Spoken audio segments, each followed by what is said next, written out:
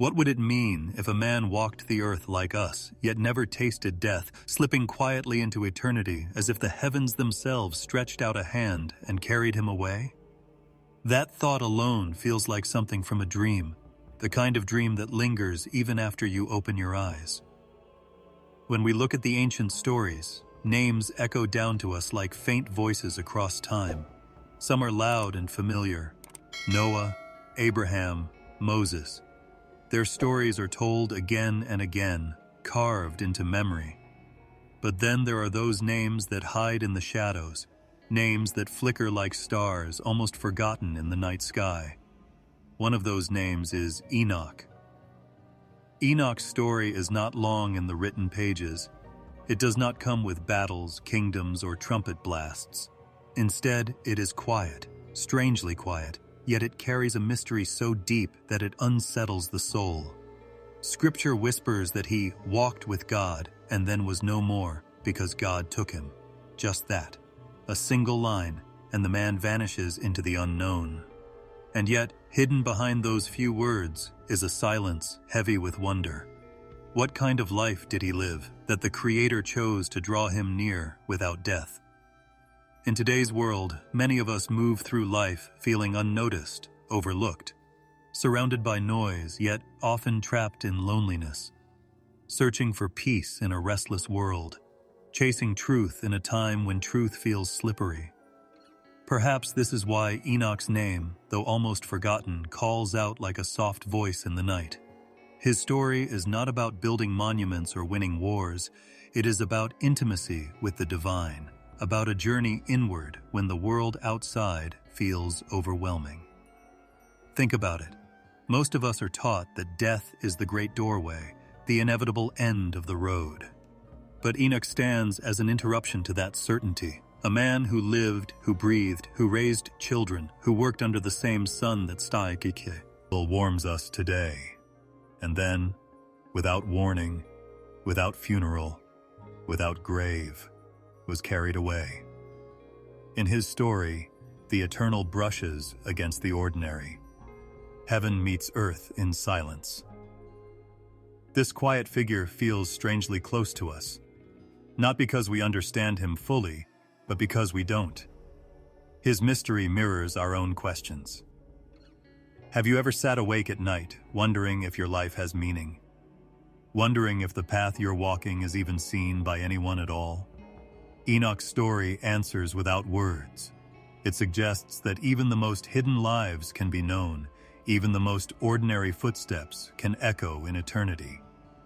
The way the old texts describe him, walking with God, it sounds less like an event and more like a rhythm, as if each day of his life carried a soft melody of presence, a closeness that didn't need to shout. And maybe that is the invitation tucked inside his story, to walk quietly, faithfully, even when no one else notices. Enoch is like a forgotten constellation. Most people don't lift their heads long enough to notice the faint stars beyond the brighter ones. Yet those dim lights are still there, ancient, unchanging, burning with quiet fire.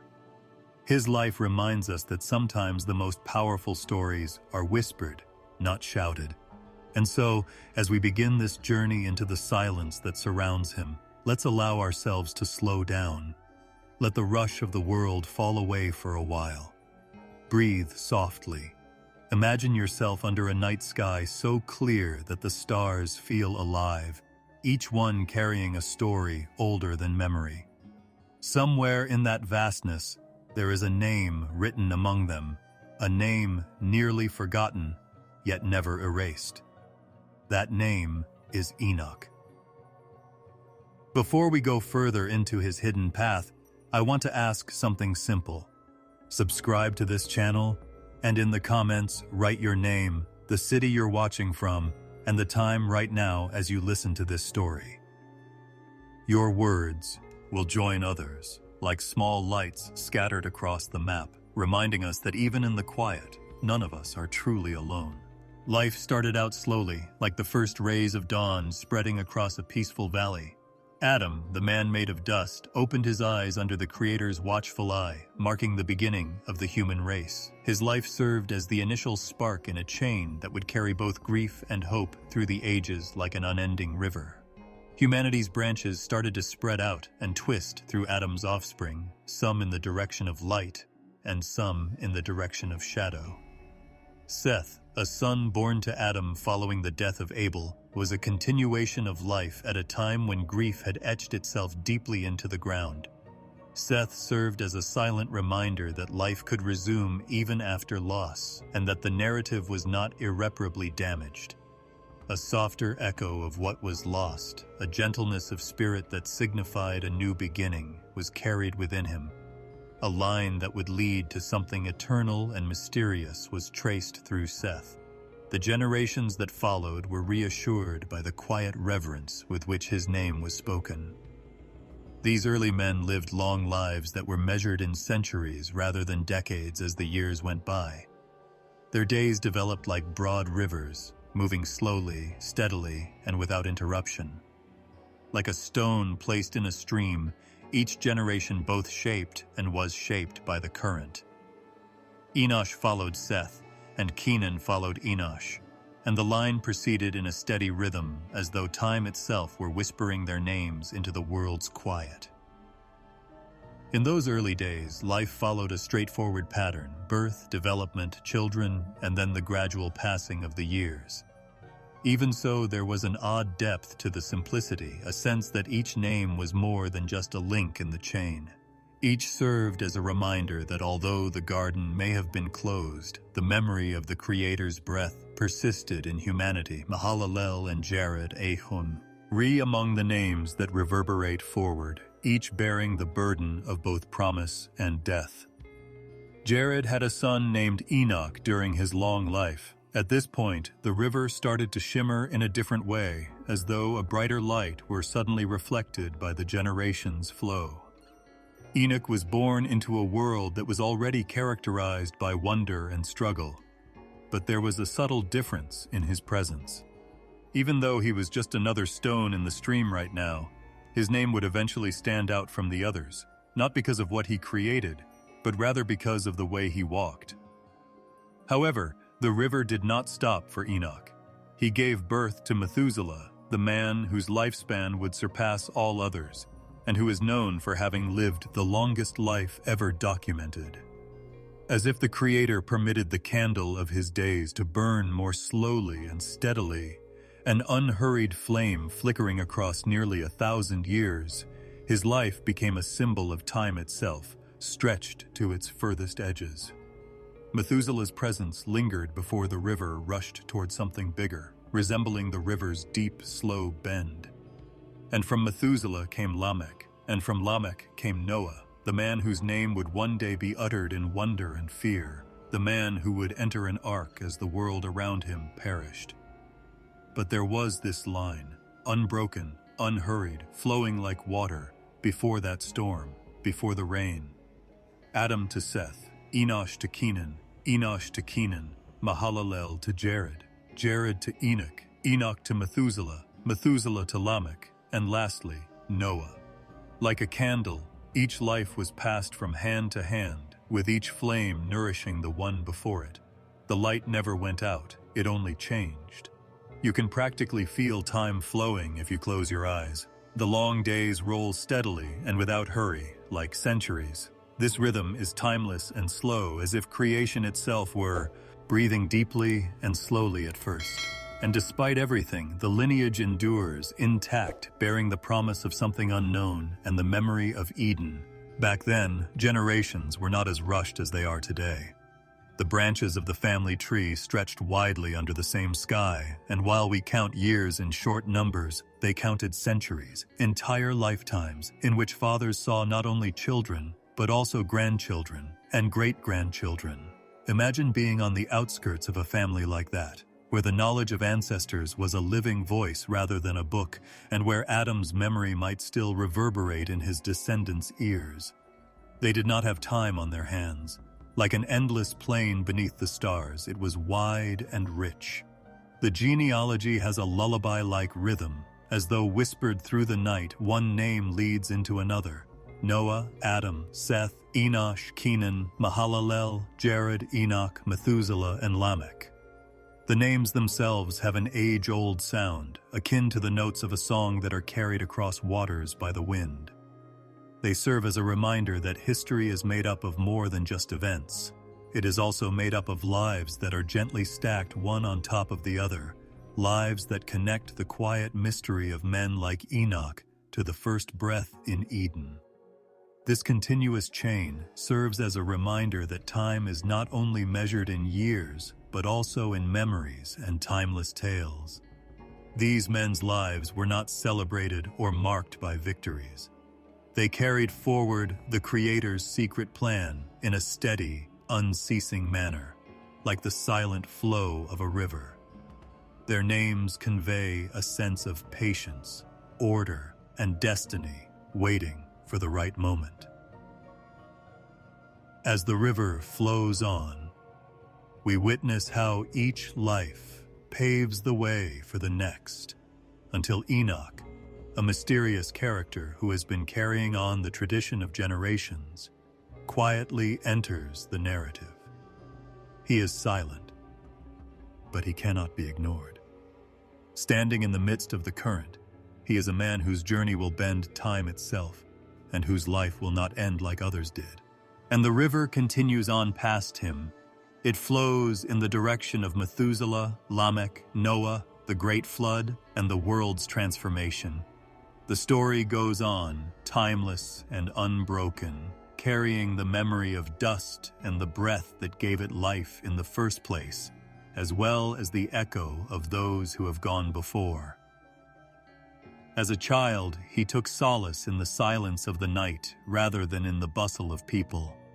Enoch would wander silently under the open sky, escaping the campfires and the cacophony of voices, while others sought companionship, laughter, or the warmth of large crowds. His heart held a desire that few around him could comprehend, but he was neither hostile nor hateful of others. Even as a young boy, he appeared to belong more to the stars above than to the dust below, more to silence than to sound. When the world slowed down at night, he would lie on the ground with his hands folded beneath his head and look up at the sky. Over him, the sky was a vast canvas painted with light that went on forever. On certain nights, the stars shone brightly and innumerably, giving the impression that the sky was a sea of tiny flames. On other nights, the moon rose softly and wide, illuminating the earth with silver and softening every shadow.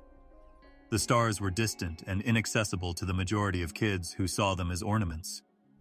Enoch, however, considered them to be friends. He kept a close eye on them, as if he were listening for a secret.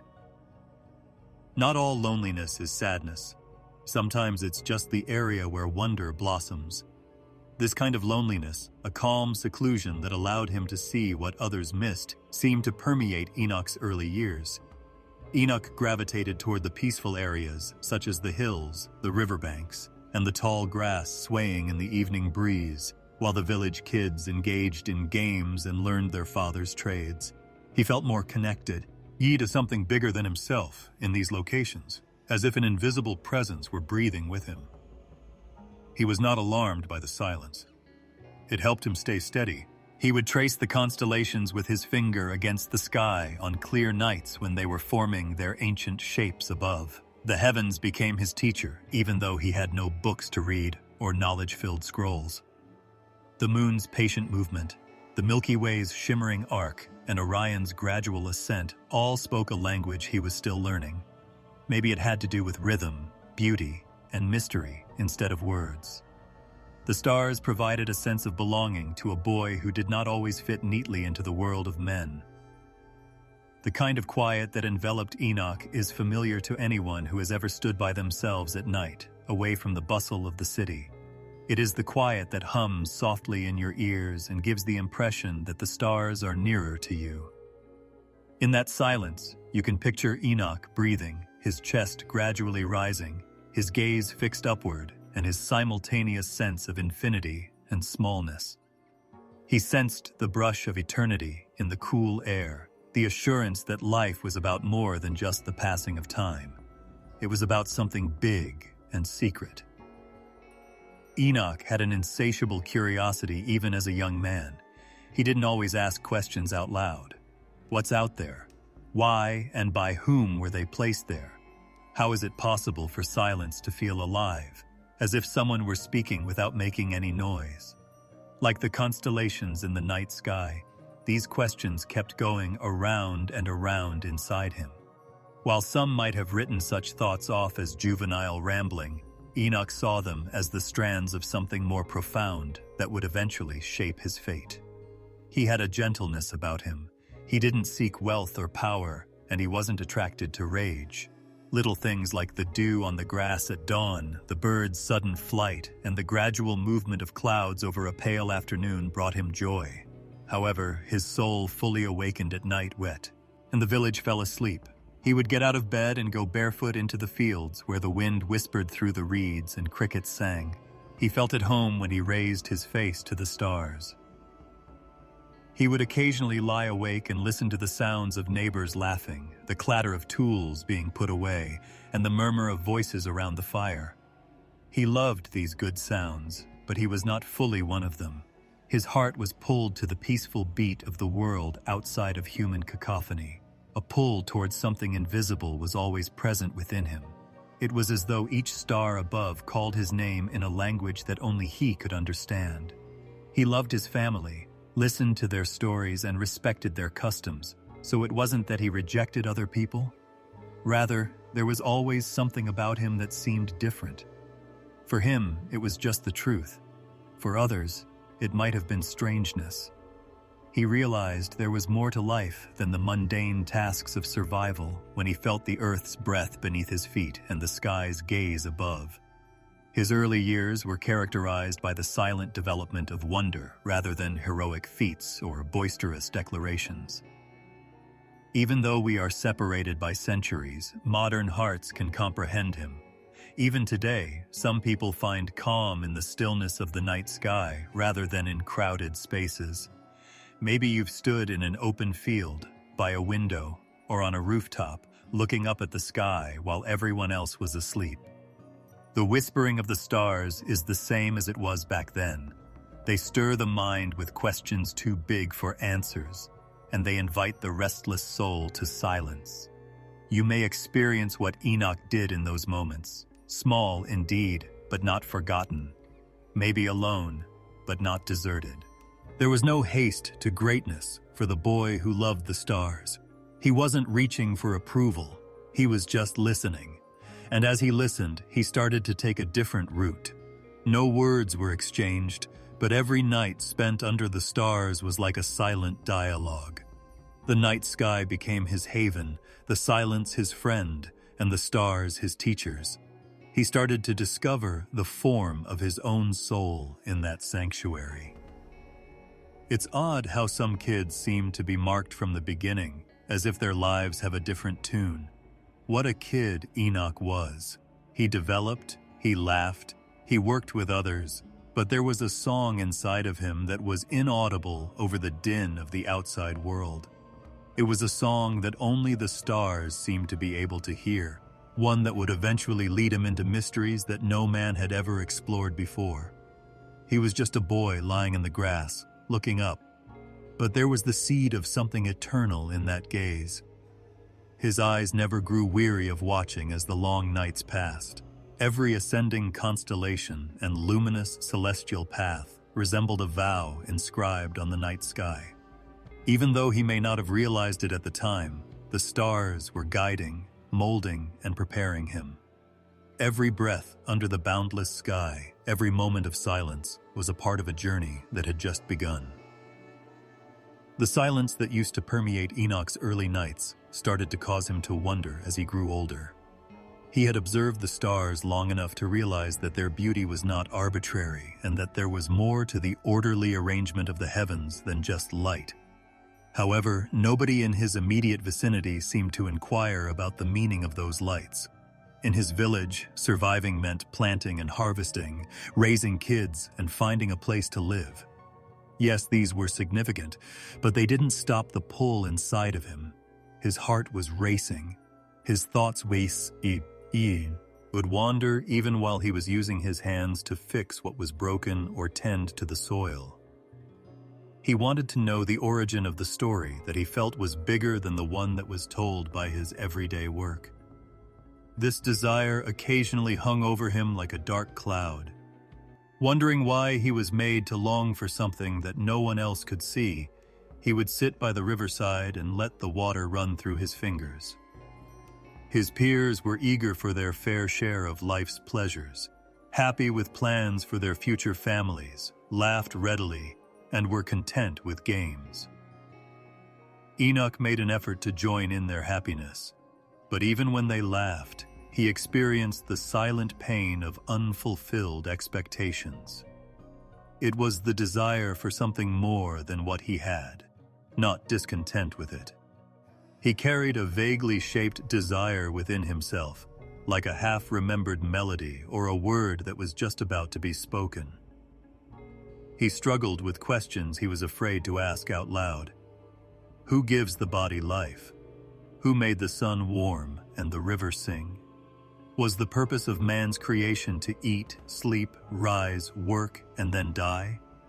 Or was there something more significant concealed by the visible? The older he got, the louder these questions became, and with them came a desire that strained every nook and cranny of his being. He didn't want to silence it, and he couldn't. Yes, it hurt, but it was alive, a flame that kept him looking. He started to realize that he wasn't really alone in his solitude. There were times when he felt a closeness that words could not express when he entered the open fields at dusk, when the horizon was illuminated by the stars.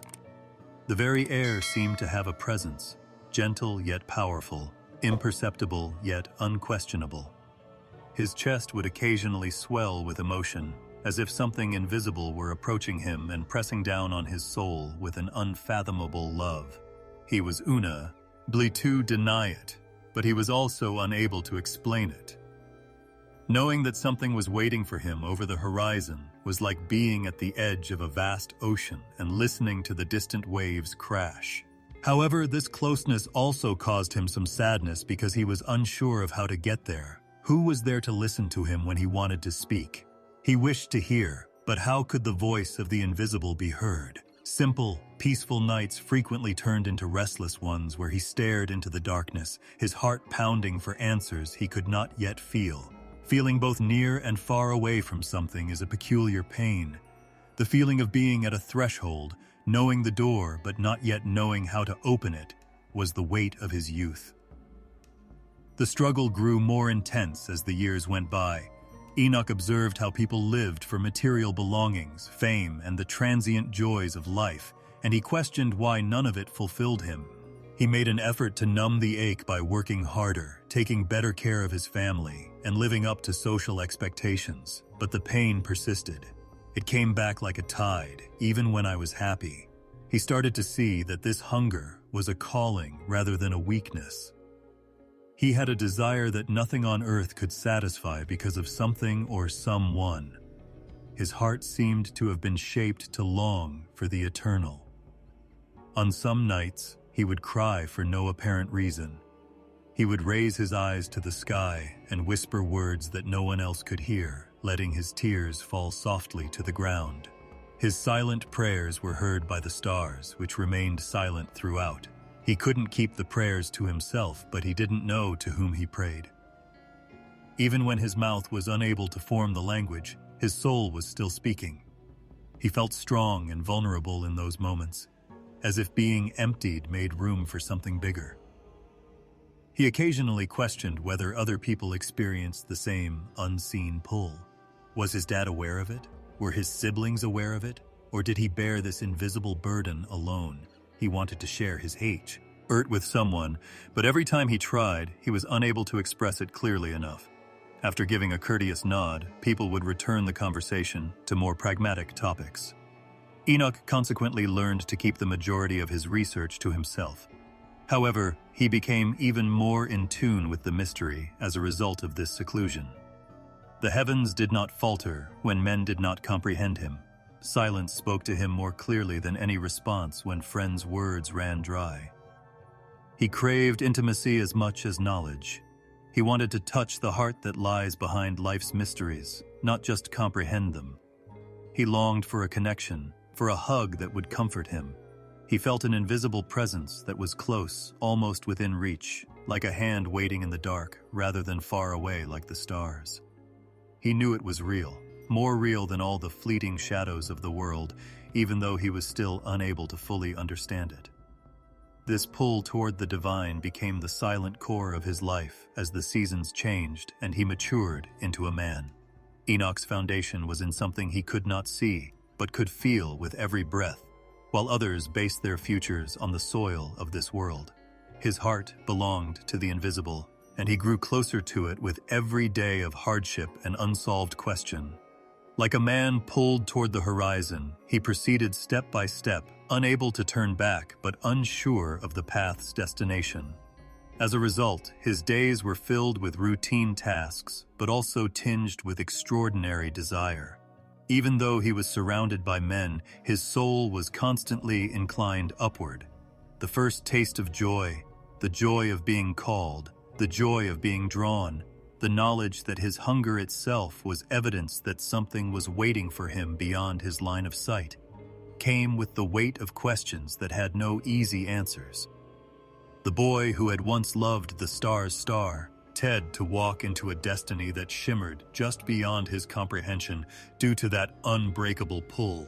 Like the gentle stirring of the wind before dawn, it started out quietly, almost imperceptibly. Enoch had endured for many years the pain of desire, the desire for something more than what the human eye could perceive.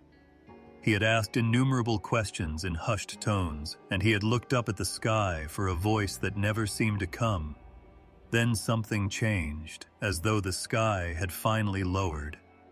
It was a silence that carried its own weight of presence, rather than a flash of lightning or a blinding flash of light. Enoch felt seen in that silence. He was heard. The one who had always been so far away from the stars seemed to have entered the beat of his own heart. He was strolling through the fields at dusk the first time it happened. The last of the sun's rays painted the horizon a gentle gold, and the air was thick with the smell of grass and soil. He walked slowly, his thoughts half absorbed in prayer, though at the time he was unable to identify it as such. He was just talking into the air, sharing with his invisible companion the weight in his chest, the beauty of the sky, and his desire to comprehend. Silence fell in the midst of those words, but it was the silence of listening rather than the silence of emptiness. The universe itself seemed to be leaning in to listen to him. For the first time, he realized he was not alone in his rambling thoughts, and he felt a calmness blossom in his chest that was not his own. This wonder grew in the days that followed. Every time he walked, he sensed that presence getting closer, gentle, not overwhelming, as if teaching him how to breathe again. His agitation subsided. The pain that had plagued him for years did not go away. Instead, it changed into something more pleasant, akin to a secret spring quenching thirst. He no longer felt distance when he raised his eyes to the stars.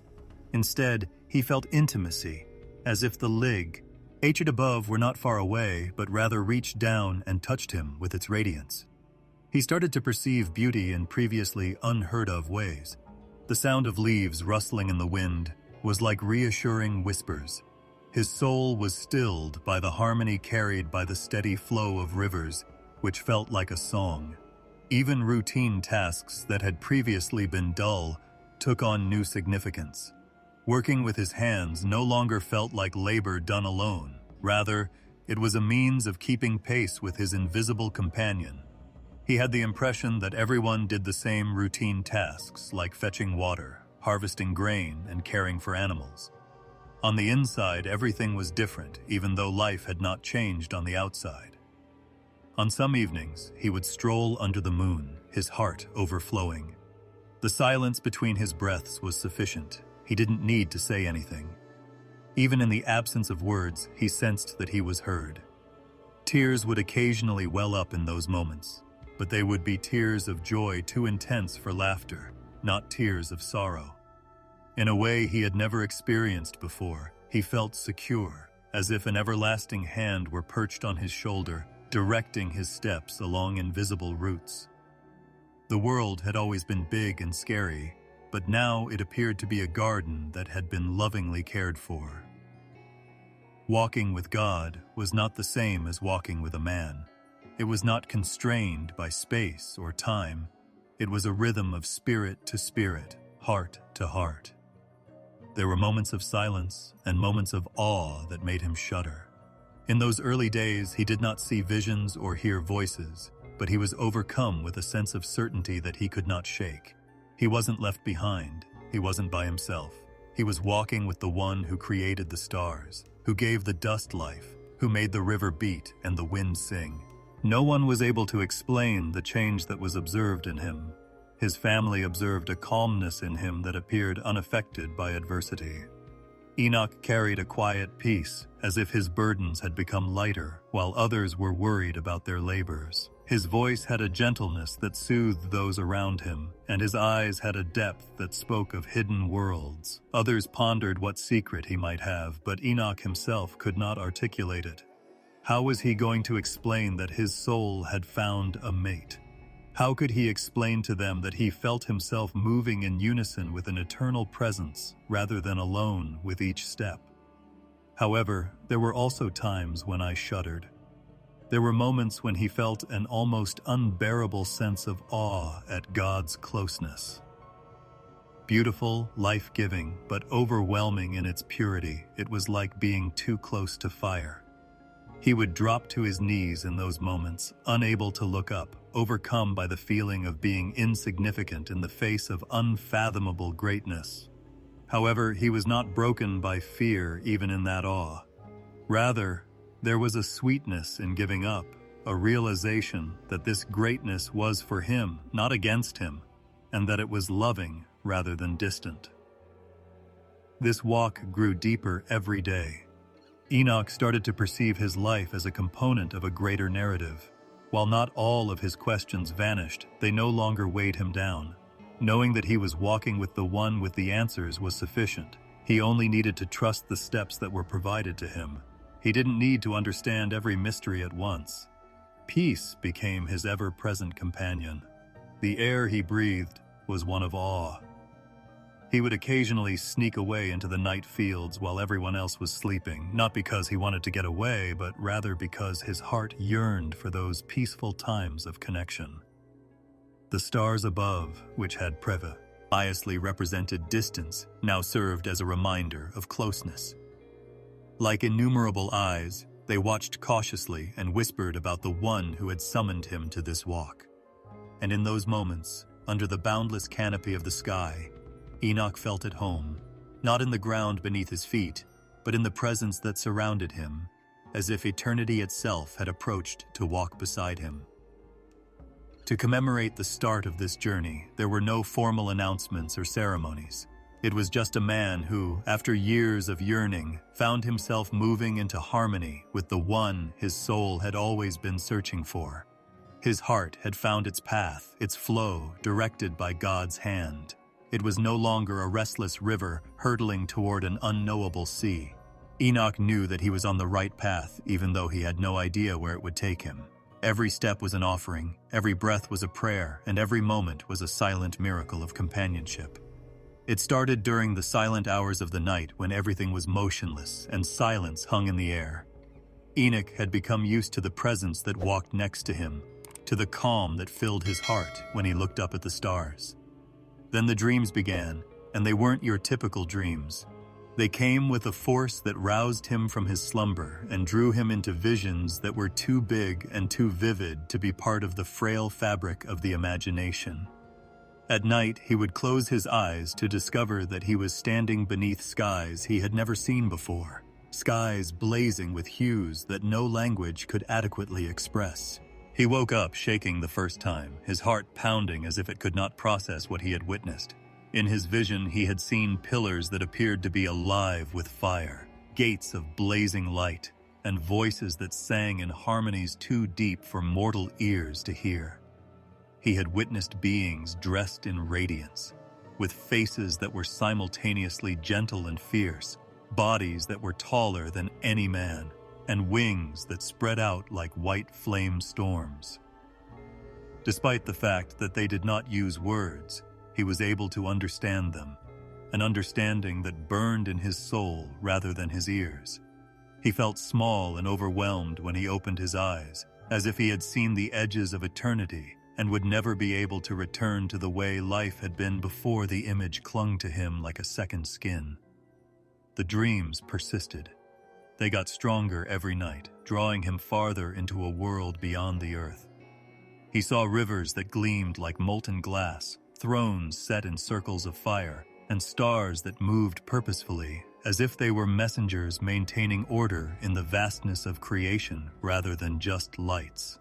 He saw the heavens' fabric unfold like an unending scroll, with lines of light too complex for the human eye to read.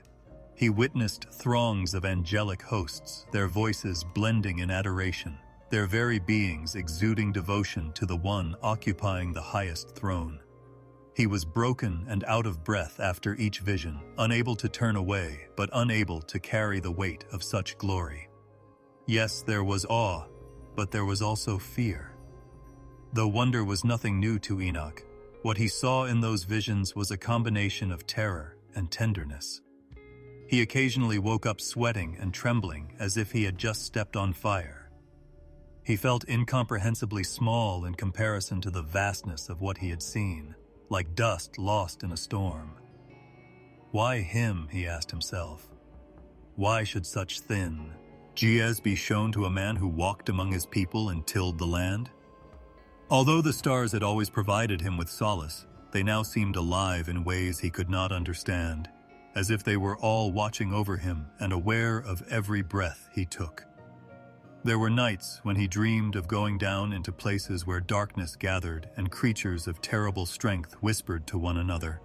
They had contorted bodies, pride tainted their beauty, and rebellious tones in their voices.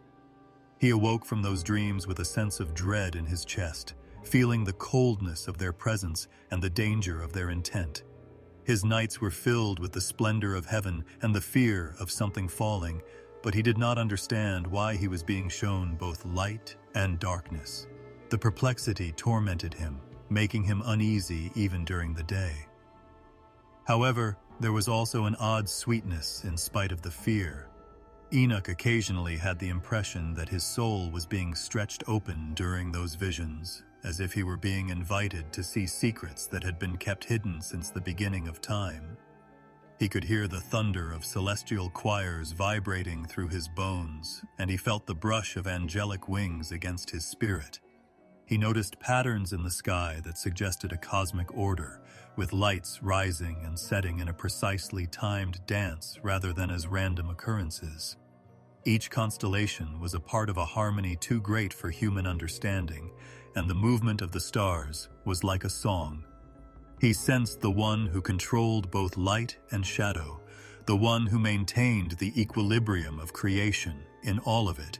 These dreams turned into a burden as well as a gift. He frequently sat silently in the morning, gazing at the ground beneath his feet and attempting to interpret what he had witnessed. He wanted to tell others about it, but how? Who could make sense of visions of angels whose voices could move mountains, of wheels inside wheels, or of rivers that were blazing? He was afraid that people would reject him completely, or worse, think he was crazy. His perception of the world was altered by these visions, which he carried inside him like a covert fire that burned silently. The fields no longer appeared normal in the daylight. Every wind gust felt like a message, and every blade of grass glistened with significance. He thought of angelic hosts flying across the sky, their wings moving in unison. He was reminded that he was no longer living in a tiny, closed world, but rather in a universe full of presence, both holy and unholy, even in the stillness of the night, which felt charged with invisible watchers. Sometimes he wanted to sleep, to have a night without visions. He hoped for dreams that reflected the simplicity of the earth and for sleep that was just sleep. But he was unable to leave the heavens. They pulled him back into their mysteries over and over. He would occasionally resist, holding on to the everyday, but the visions would come back more powerfully, engulfing him in worlds from which he was unable to escape. He realized that these dreams were revelations given to him, not chance or mental accidents. They were seeds sown in his soul for reasons he could not yet understand, glimpses into truths that went beyond his own comprehension. One thing became clear through all of the confusion, awe, and fear. He was being pulled closer to the divine center. The visions were not intended to destroy him, nor were they punishments. They were invitations to a reality bigger than the ground beneath his feet, invitations that were frightening and overwhelming. And even though he shuddered and his heart frequently pounded with fear, he was unable to turn away. There was a part of him that yearned for the very world that terrified him, for the beauty and order concealed in the heavens, for the angels' voices that sang of mysteries that were beyond human comprehension. Knowing that these dreams were molding him in ways he did not yet comprehend, Enoch gave himself over to them night after night. His spirit soared into the heavenly realms while his feet were planted in the earthly soil as he was stretched between worlds. He had a deep-seated sense that his life was no longer his own, even though he had no idea where it would take him or what function these visions would serve. He was being guided, transformed, and readied for something greater than human days by the dreams. As if there were a tension in the air itself, pressing against the skin, the nights had become heavier. Before he ever had a dream, Enoch felt it, a weight on the horizon of life, a silent shudder beneath the order he had seen in his visions. A different stirring, darker and full of longing, which did not belong to the pure realms above, came to him after he had seen the glory of angels serving the highest and the songs of the stars. Shadows started to appear in his dreams. He witnessed figures descending in veils of shimmering light that hid a restlessness rather than in blazing fire. They carried something different from the creatures who stood before the throne in perpetual adoration.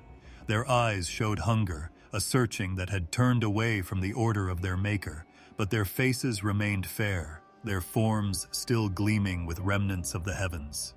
One by one they descended, their deliberate yet deliberate steps resembling stars separating from their positions in the sky and drifting in directions they were never supposed to. When they arrived, the ground appeared to tremble. The soil felt the weight of creatures not meant for it as they touched the valleys and mountains.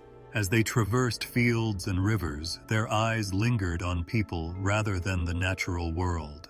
At first, men were unaware of them, but when these creatures approached, women sensed an odd pull from them, as though the air itself leaned in their direction. As Enoch would learn, the Watcher's gaze was focused on the daughters of men, whose beauty evoked something forbidden in them, rather than the heavens where they once belonged. The way it transpired was mysterious. As stewards of knowledge and guardians of secrets, these angels had been tasked with keeping an eye on the planet and refraining from interfering. But desire crept in when they looked down too long. They perceived something more profound in human women than just form or beauty. Fragile flesh bearing life, bearing the image of the one who created everything. They were drawn to that mystery, and their desire grew until it engulfed them. They were made to serve, to shine, to obey, but instead they reached for things that were not rightfully theirs. Before the world realized what was going on, Enoch felt the tension of it in his spirit. In his dreams, he saw secret gatherings of these angels on cloud-covered mountains and high places. He saw their leader, tall and strong, speaking in a stormy voice that reverberated with defiance. Others were standing around him, uncertain but restless, their wings quivering under the pressure of decision. Together, they swore an oath that prohibited them from going back to their positions in the heavens after discussing the beauty they had witnessed and the desire they could no longer suppress. They would join themselves with mortal flesh, descend completely, and take whatever they wanted. Enoch was shaken by the dreams. He knew he had seen a turning point, not just for them, but for all of humanity, and woke up in the stillness of the night, his body shaking and perspiration streaming down his face. He had witnessed the transformation of guardians into trespassers and watchers into vagrants. Instead of dropping like stones from the sky, they drifted slowly and purposefully, getting farther away from the light they once held with each step. The ground embraced them, but something in the ground flinched, sensing the skewing of what was happening. Their presence turned humanity into a silent storm. There was only fascination at first. As if touched by non-burning fire, the women who saw them experienced awe and fear. These angels whispered the secrets of the stars, made promises, and imparted knowledge that sparked the imagination with their commanding, smooth voices. Their strength was too great to be denied, and their beauty was too great for mortal hearts to resist. Thus, in rebellion disguised as love, and not in glory, the boundaries between heaven and earth started to become hazy. Silently, out of most people's sight, conflict grew. Envy raged as men witnessed their wives, daughters, and sisters being attracted to strangers who gleamed with supernatural brilliance. Families whispered about unsatisfactory unions, children born with strength beyond their years, and spoken knowledge that no man had ever understood. Unease filled the air, as though the very equilibrium of creation had been thrown off. This knowledge weighed heavily on Enoch's chest. He had seen the harmony of the universe and walked with God, but now he saw a discord introduced, a fracture spreading through the earth and heavens. The Watchers had done more than descend. They had crossed an uncrossable line. Their rebellion was subtle but profound. It was rooted in defiance against the one they had once served, but it As wrapped in beauty and passion, he had another dream about their covert meetings and their hushed conversations beneath the darkened sky. They taught humanity things that were not supposed to be known. The knowledge of the earth turned into violence and vanity. The secrets of the heavens turned into instruments of ambition. What had been prohibited was now desired, and what had been pure was corrupted. The world started to shudder under the weight of something strange developing inside of it as the women gave birth to children that were different from others. Every morning, Enoch was more distressed than the one before. As if creation knew it had been breached, he could feel the earth itself moaning beneath the new presence. The unnatural unions now overshadowed the once simple beauty of human life, and the harmony between heaven and earth was gradually falling apart. The Watchers had fallen, but it was a spiritual fall, a rebellion cloaked in tenderness, and their descent was more than just physical. Enoch was aware that the storm had already started to build, even though the world was just starting to notice the change. Strange births, children who grew too fast, and eyes that gleamed with a light that did not belong to the mortal frame were all that the earth had started to whisper about. Initially, there were only whispers in the villages about babies who were bigger than they should have been, and toddlers who could lift stones that their dads had trouble moving.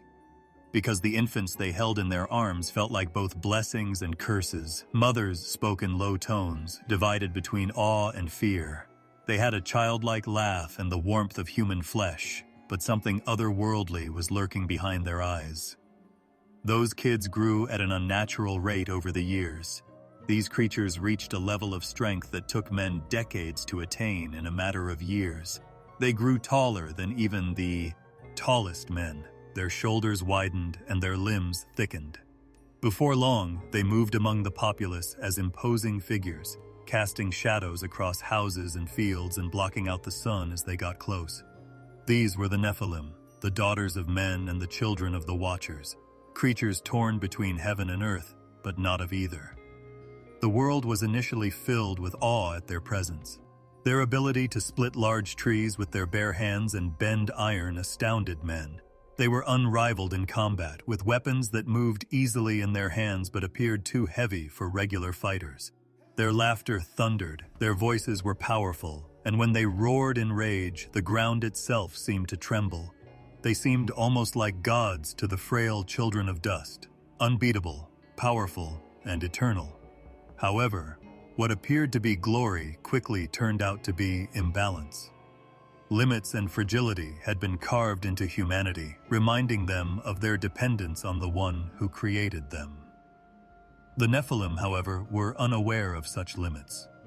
Their hunger was greater than what the earth could provide. They had an unquenchable thirst, an insatiable hunger, and an unquenchable thirst for power. They demanded more than creation could provide, consuming not only food, but also lands. They aspired to rule over villages, making men bow and serve, their colossal bodies looming as imposed rather than elected rulers. In their presence, man's frailty became painfully evident. Fathers who had once stood guard over their homes now cowered before these giants' overwhelming might, unable to protect their families. Once singing in harmony, women now wept as they feared the arrival of enormous shadows. When the Nephilim went by, children hid, their tiny bodies quivering as the earth shook with every step. Fascination quickly gave way to fear because the giants were unaware of how delicate human life was. Though not always intentional, their recklessness stemming from strength beyond their control caused them to crush whatever they came into contact with. Like a disease, the imbalance spread throughout the country. Villages were starving after their appetites stripped fields bare. Their hunts caused rivers to turn red because so many animals were killed that they were no longer needed.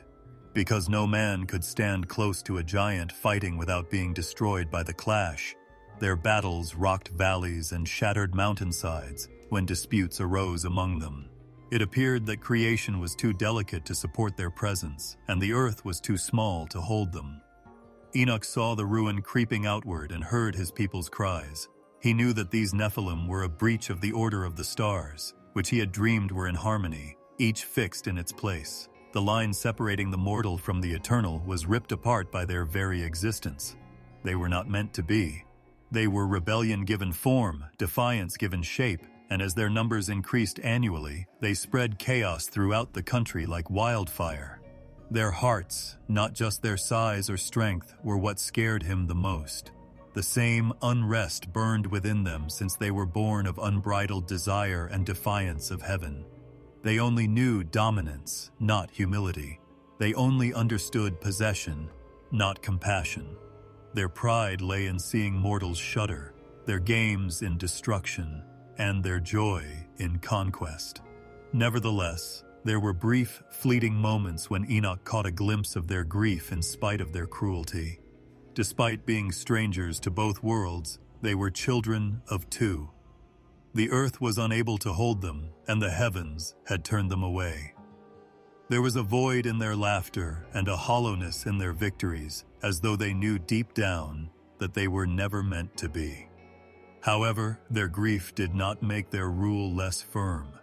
The balance of humanity further collapsed as they grew in number. Giants themselves fought wars before tribes of men did. These conflicts were so big that men were crushed as collateral, leaving their homes and fields in ruins, as if creation itself wept under their burden. The dust of devastation they left behind frequently appeared to dim the sky. Small and frail, humanity was reduced to grass under the hoofs of stomping animals, helpless and shattered. The rumors got out fast. Villagers related stories of altars erected in their honor, of blood sacrificed to appease the wrath of Nephilim kings who demanded worship. Once seeking the favor of heaven, men now bow down before tall, fleshly, rebellious figures. Never was the frailty of humanity more evident than in those days, when their fear silenced their cries. Their faith in the unseen was overshadowed by the presence of what stood monstrously before them, and their weakness drove them to submission. With the knowledge of what had been revealed to him, Enoch strolled among the people and listened to their anguish. He was aware that these creatures were the result of the Watcher's rebellion rather than an accident. They were children of desire twisted against the divine order, shadows given flesh. Their very existence served as a testament to what occurs when limits are crossed, the sacred is tainted, and the created loses its place. The world had changed. The sound of enormous footsteps reverberated through the once peaceful fields. What used to be laughter in homes now trembled in fear of those giant creatures hearing them. In an overwhelming storm, humanity had devolved into brittle reeds that could not withstand the mayhem. As the Nephilim grew, so did the darkness, casting a shadow that covered not just the land, but also the very soul of humanity. And Enoch prayed in the stillness of his nights, his voice quivering with grief and wonder. He had witnessed a distortion of creation itself, the birth of a generation not intended for Earth. Where frail men once stood free, giants roamed, and the world's equilibrium swung ever closer to an apparent doom. The nights that followed were sleepless for Enoch. His dreams had become darker and heavier, with visions that felt like stones pressing down on his soul. He saw water, infinite water, rise from the depths and fall from the heavens, engulfing cities, mountains, and fields. He witnessed women and men sprinting, their voices drowned out by the roar of unshored waves. He watched as the Nephilim fought against the currents, their majestic shapes being carried away like grass stalks in a raging tempest. His skin was damp, as if the flood he saw in his visions had already touched him, and every time he woke up, his breath caught in his chest. The first of these dreams came back to him with increasing clarity, despite his best efforts to brush it off as a shadow of his fear. Every time he closed his eyes, he saw himself standing over a clean world, with a silence that descended upon creation, as if life itself had been silenced. It was a great undoing, a reversal of what had been given, rather than destruction for its own sake. At that moment, he realized that what he was witnessing was not merely fantasy, but revelation, a forewarning of what would happen if the earth kept sinking into corruption before the flood had even reached it. Even though he felt compelled to speak, he carried this burden when he was among his people. He would tell the elders what he had witnessed while standing in front of them, his voice trembling but powerful enough to cut through the atmosphere. With his eyes wide with the weight of his visions, he declared, "Waters will come." However, their faces remained hardened, with some grinning pityingly and others laughing openly as if he were a child narrating stories by the fire. The earth will be covered, and all that is will be swept away unless we turn back, unless we repent of what has filled this land with violence. After hearing what he had to say, the Nephilim only made fun of him more. "What waters could sweep us away?" they roared in thunderous voices as they pounded the ground with their feet, causing the earth to tremble. "We are the powerful, the strong, the angels' sons. No river can drown us, no flood can carry us." Their defiance spread into men's hearts, and their haughtiness loomed larger than their bodies. Why should common mortals shudder when they see images of water if the giants are untouchable? Enoch, however, was unable to keep quiet. Every time he watched kids play in the fields, he imagined those same fields being swept away by the waves. Every time he witnessed fathers working to construct houses, he imagined those houses being reduced to floating wood. His visions of grief became more piercing than the laughter of those who disregarded him. His voice was hoarse as he walked from village to village, warning, begging, and screaming that they were about to face a storm unlike any other. However, he was repeatedly turned away. He had to deal with fatigue in addition to derision. People had had enough of him talking about disaster. They desired marriages, festivals, harvests, and the small pleasures of life. They closed their ears because hearing about approaching waters meant that everything that comforted them was coming to an end. They told him that his dreams had driven him insane and that he had forgotten the earth after seeing too much of heaven. They claimed that the world continued to turn, the sun continued to rise, and the rains continued to nourish. So why should they think that this would all be reversed in the near future? There was something very human in their resistance that hasn't diminished over time, because warnings of danger are still dismissed or laughed at, even in later generations. Many people continue to hope for clear skies above their heads even when storms are predicted. Many people respond to prophets' calls for corruption by saying that things will remain the same tomorrow. Comfort, not truth, silences the warnings because the heart resists what it does not want to face. This ache ran through Enoch's bones. He was not a man who took pleasure in inciting fear. He didn't want to scare his people or deny them tranquility. He yearned to offer them hope, to assure them that if they turned around, there was still hope for mercy. But if they denied the danger, how could they ask for mercy? If they couldn't see the end of the path, how could they alter their course? Enoch carried a heavy burden of knowledge, which is frequently more lonely than ignorance. On some evenings, he ventured outside the villages, away from the laughter and fires, to the quiet hills where he was alone with the stars. He would look up and wonder why the earth could not reflect the harmony and order he had once seen in the heavens. He asked even though he knew the answer. Judgment was the only thread powerful enough to pierce the tapestry of destruction created by the corruption of men, the violence of the Nephilim, and the rebellion of the Watchers.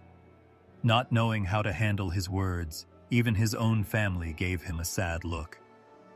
Even though they had grown tired of their father's visions of a water-soaked future, some of his children still wanted to believe. They yearned for days without warnings, days that were normal. Enoch knew, but it cut right through him. Why would a father want his own family to reject him? Who among us wants to see fear in the eyes of the people we love the most? But he refused to give in. He was aware that the visions would not go away and that keeping quiet would be a betrayal of the person who had shown them to him. Thus, he spoke repeatedly until his voice became harsh. Every time he forewarned giants and children, kings and shepherds, his heart grew a little more broken when they ignored him. He did, however, carry a glimmer of hope within himself, that maybe one listener, even one, might hear and turn, and that the possibility of mercy might be ignited in that turning spark. His visions seemed to be leaned into by the land itself. The rains increased, the rivers became more agitated, and the skies became stranger. Enoch saw what others missed, subtle clues that a creation was already changing and getting ready. Like the quiet before a storm, there was a tension in the air. However, the populace was oblivious to it because their feasts, loud laughter, and unwavering faith in the giants were too distracting. Enoch, a man who had seen the waters before they came, proceeded to walk with knowledge that no one wanted to have. The air itself shimmered with a quiet that was not of this world, and Enoch frequently found himself standing in places where silence seemed alive. In these moments, he sensed a vast, soft presence approaching, like the sweep of wings across eternity. Instead of fear, he felt a shuddering respect, as if each stone underfoot was aware that it was impacted by the same force that pervaded the sky.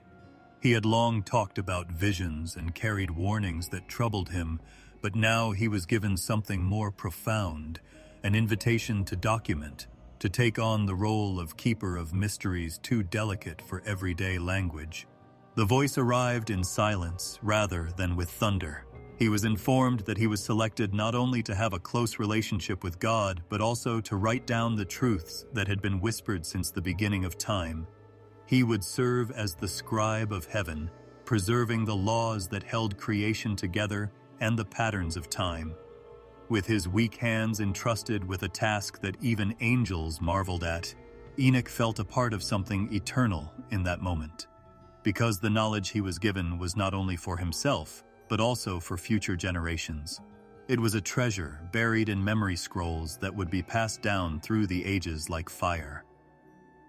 He looked up at the stars, which now resembled a vast calendar spread across the sky, rather than a collection of sporadic lights. They all appeared to be moving in unison with laws that were more profound than sight, rather than in chaos. Enoch gained the ability to read their dance, the constellations' rotation, the moon's soft sway, and the sun's dependable ascent. These weren't arbitrary. They were the seasons, holy days, and the clockwork of creation. He documented every cycle, measurement, and alignment that revealed a world that was meticulously planned rather than hurriedly constructed. During the day, he followed the paths of light and shadow on the earth, and at night, he wrote what he saw.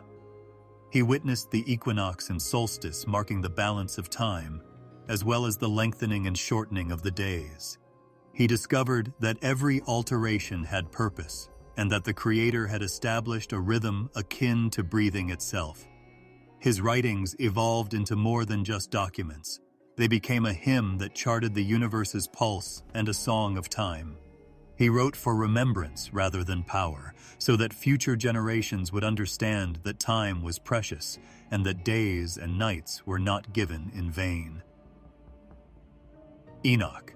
H was also given laws by the one who called him, which were written in his spirit rather than engraved in stone by human hands.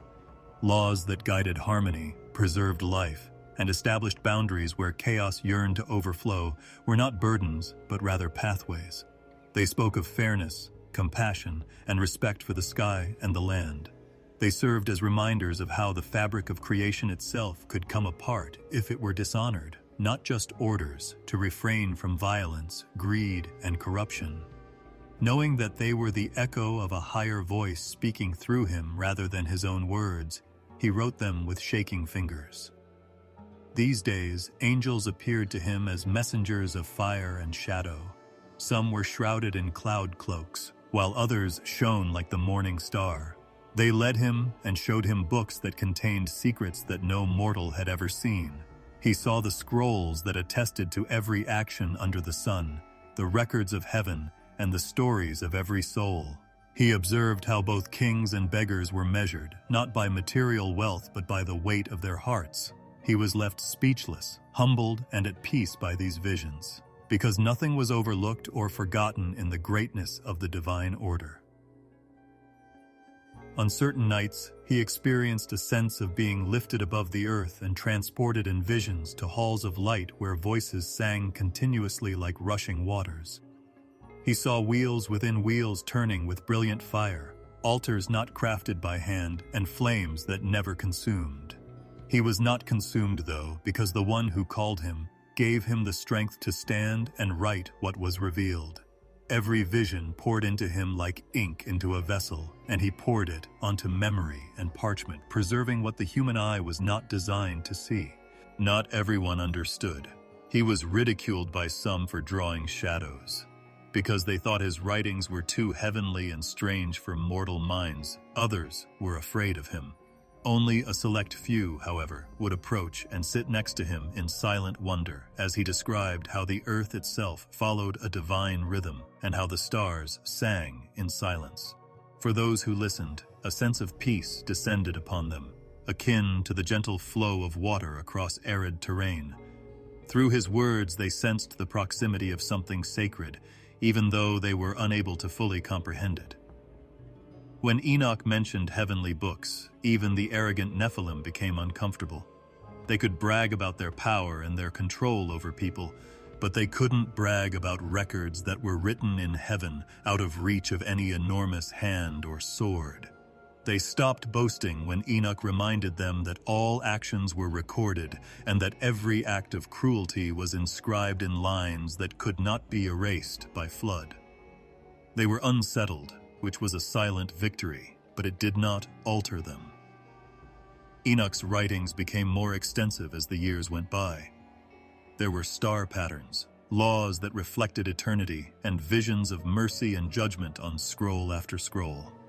He described cities that would one day descend in radiance, gardens that were impervious to corruption, rivers of fire, and angels that watched.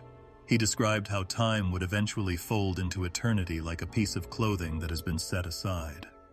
For those who were willing to walk in them, his words were lanterns that flickered with light, not just records. He maintained his humility throughout it all, a man who understood that the fullness of what he saw could not be captured in ink and parchment. As he wrote, he frequently shed tears of awe rather than sadness. The eternal would entrust such mysteries to human H. And because to hold divine secrets was to recognize the greatness of mercy and the smallness of man. He was not a giant among men, a warrior or a ruler. He found more serenity than strength in the solitude of his vocation as a scribe. His life became a bridge connecting heaven and earth as his days progressed in time with the visions. He merely bore witness. He did not assert mastery over his writing. Every revelation was a thread woven into the larger scheme, and every word was a gift. He kept writing despite the fact that many people ignored him and turned away because he understood that the words were not just for this generation. They were for future ages, for those who would look for the secret routes, for those who yearned to see that there was an eternal and peaceful order beyond the chaos of the world. At that point, Enoch sensed the ground becoming less firm beneath him, as if the ground no longer claimed his footsteps. He was lifted above the fields and forests he had always known by a wind that was as gentle as breath, but as powerful as a current. He initially closed his eyes because he feared being carried away into emptiness, but upon opening them, he discovered that everything had changed. The sky no longer appeared to be sky. Instead, it glowed like a vast, transparent ocean of crystal that seemed to be woven with threads of dew and fire. His heart shook, not out of fear but out of awe, for he knew that he was being carried into the first heaven, a place where mortal feet had never set. There were rivers all around him, but they weren't watery ones. They were unending streams of light that carried a melody too delicate for words, curved like serpents of flame, but were cool to the touch. With tones that resonated through both bone and soul, each current seemed to be alive, whispering truths. Instead of roaring, the waters sang a song that calmed his heart and gave him the assurance that nothing would ever be wasted or forgotten here. As though the heavens themselves were constantly releasing their riches, those rivers glowed brighter where they bent, sprinkling sparks like stars. Along those rivers, gentle creatures strolled. They were angels, but not the powerful fire figures that Enoch had previously seen in visions. Clothed in garments that shimmered like mist from the moon, these were soft but radiant. As if they were a mirror of the rivers themselves, their eyes reflected the flowing light with kindness instead of sharpness. Some glided as if their feet never touched the ground, while others moved with their wings folded close, resembling veils of dawn rather than feathers.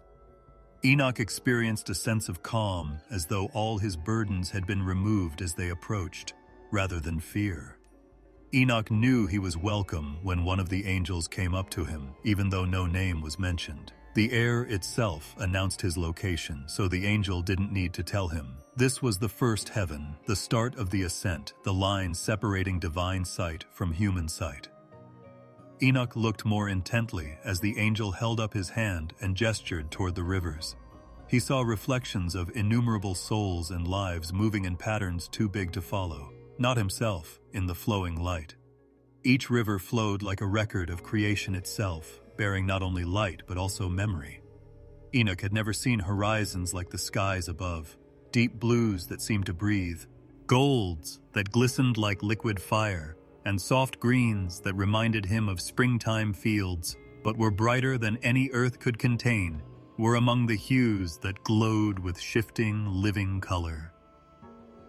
Everything pulsed with motion, but the heavens moved silently, as if painted by invisible hands. Instead of forming as shadows, clouds formed as silvery veils that parted and closed in time with the song of the rivers below. The sky itself seemed alive to Enoch, a living garment woven by eternity. Enoch's heart grew full of questions, but none came out of his mouth as he walked with the angel by the luminous waters. He didn't have to ask because he was given the answers in silence. He realized that these rivers were not restricted to a single location, but rather flowed into all realms, touching both the heavens and the earth. Through their light traveling through roots, oceans, and even breath itself, they provided nourishment to everything that was both visible and invisible. Although mortals were unaware of their origin, all living things drank from these rivers. They were the streams of divine order that gave life its beat, the veins of creation. Enoch occasionally saw visions of the earth he had left behind in the waters. He witnessed towering mountains, wind-tossed forests, and seas churning in ceaseless tides. He even witnessed women and men going about their daily lives without realizing the light that kept them alive. Then he realized how vulnerable they were, how reliant on invisible rivers, and his heart grew both sad and awestruck. I'm sorry so few people understood. Reverence for the fact that the Creator kept them going without hesitation or protest. Beside him, the angels started singing. It was impossible to distinguish the beginning and end of the song as their voices blended with the melody of the rivers, rising like threads of light drawn upward. Enoch listened, and even though the words were in a language he had never used, he grasped their meaning. They sang about harmony and the harmony between the visible and invisible. They sang about light that never went out and about time that flowed like a river. Their song, a chorus that revitalized the air itself, was not just for him. It was also for the heavens. He continued walking until he reached a bridge of light that spanned one of the bigger rivers. It shone like crystal fire, bright but clear, and although it appeared to disappear with a breath, it felt solid beneath his feet. He could see how far the rivers extended from this vantage point, dividing into innumerable streams, all of which were brimming with light. Some curved downward as if returning to feed the earth below, while others flowed upward as if defying gravity and reaching into higher skies. Enoch then understood that what he was seeing was limitless, and that the rivers were a part of all the heavens above this first one. Trees grew in clusters on the far side of the bridge, their leaves glowing as if they were spun from emerald fire. Their branches were heavy with fruit that shone like jewels and stretched widely. When Enoch's fingers touched one leaf, a surge of strength shot through him, a vitality that seemed to revitalize even the bone marrow.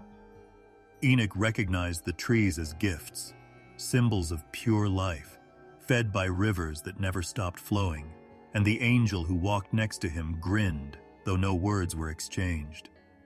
He felt at peace during the trip, but his spirit was also burdened by awe. He felt that the first heaven was only the beginning, even though it was kind, bright, and inviting.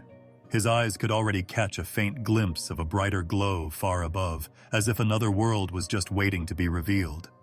Here, the rivers spoke not only of life, but also of elevation, as though each one was pulling him higher and higher, toward mysteries that had not yet been discovered.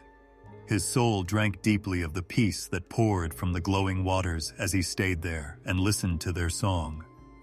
He experienced what it was like to stand in perfect harmony with creation for the first time in his life. In contrast to this place, where light itself was alive, the burdens of earth, the noise, the violence, the resistance of those who would not listen, all seemed like a dying dream. Enoch's spirit was strengthened by the rivers of light that held the first heaven, even though his journey was just getting started, and the path ahead rose to uncharted heights. When the light of the first heaven began to fade from his sight, Enoch felt a subtle weight settle upon him, as though the peace he had known was being exchanged for a burden that pressed silently on his chest. The skies became duller, their radiance fading until only a dim glow remained to lead him upward, and the rivers of light did not follow him. Since Enoch could already sense what was coming, the angel who accompanied him didn't say anything. With every second that went by, the silence grew deeper, broken only by distant echoes that were neither completely sound nor silent. The air changed, becoming thicker and heavier like the breath of storms kept at bay. He was aware that he was moving from the first heaven's gentleness into a place where light was not freely given. Like a cavern of shadow spanning eternity, the second heaven opened up before him. The sky was a peculiar twilight, neither day nor night, but a pale gloom that vaguely showed off vast stretches of emptiness. He saw countless forms in chains across the endless dark plain, and the ground was bare and cracked as though it had been burned by invisible fire. They were not mortals, nor were they like the serene angels he had just left behind.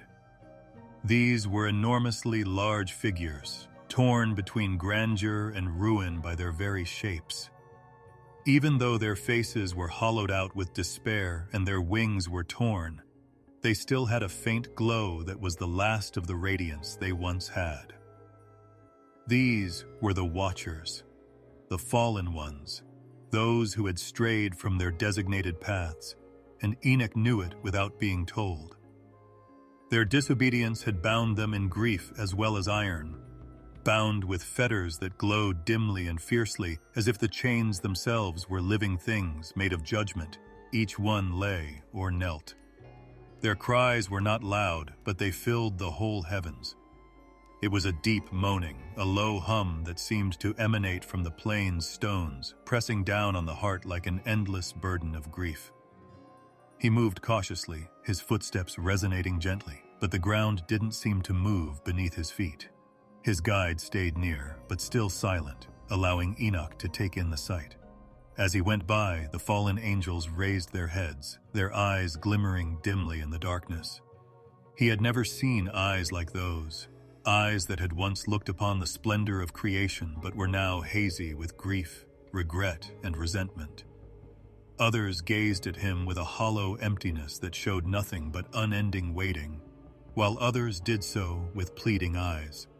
Some completely turned away because they couldn't stand to be seen by someone who was still walking freely with God. As though tying them to the very fabric of this place, the heavy chains that bound them extended far into the earth. Enoch recognized that they were living ties of divine decree rather than merely metal restraints as they pulsed faintly, resembling veins carrying fire. They could never be broken by their own strength. He pondered how powerful they must have been in the past, how they had walked among humans, imparting knowledge that was forbidden to them and raising their voices in defiance of the laws of heaven. But now they were kneeling, silent prisoners in a world of dusk, their strength taken away, their voices reduced to mutterings of remorse. Between their cries, there was a heavy silence, but Enoch could feel it was not empty. There was a reverberation in the silence, as if the sky itself remembered the past. Each faintly moving chain conveyed a decision made, and doors closed that would never be able to be opened again. He saw them with a strange sorrow that weighed on him like the weight of the air, but no sense of victory.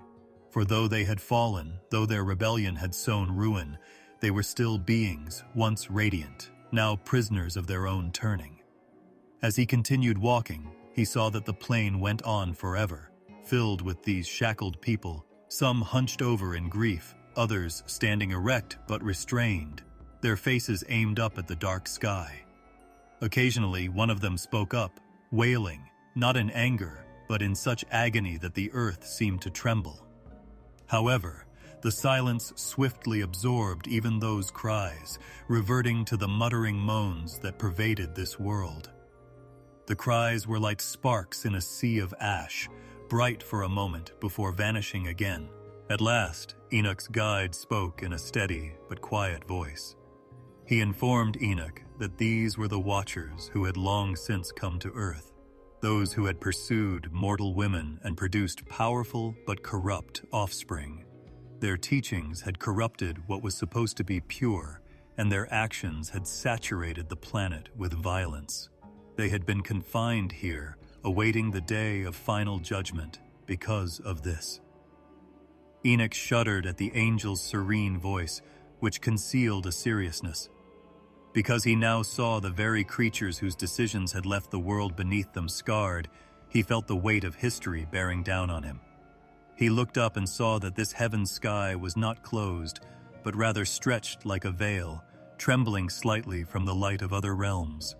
But no light reached the Watchers to touch them.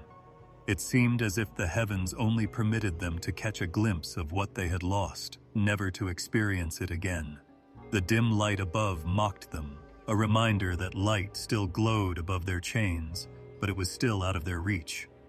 A shackled figure moved, his chains rattling with dull fire sparks. His voice rose, and even though he did not speak Enoch's language, he was moved by what he said.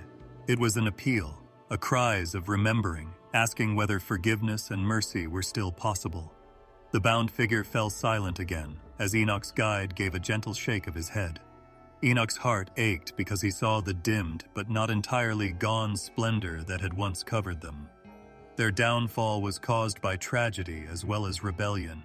Their greatness was squandered on arrogance. The vision left its mark on him as he continued to walk. He was unable to recall their faces, their cries, or the fire-pulsing chains. The heavy stillness of waiting for judgment, waiting for an end from which they could not escape, was what filled the second heaven instead of the agony mortals had imagined.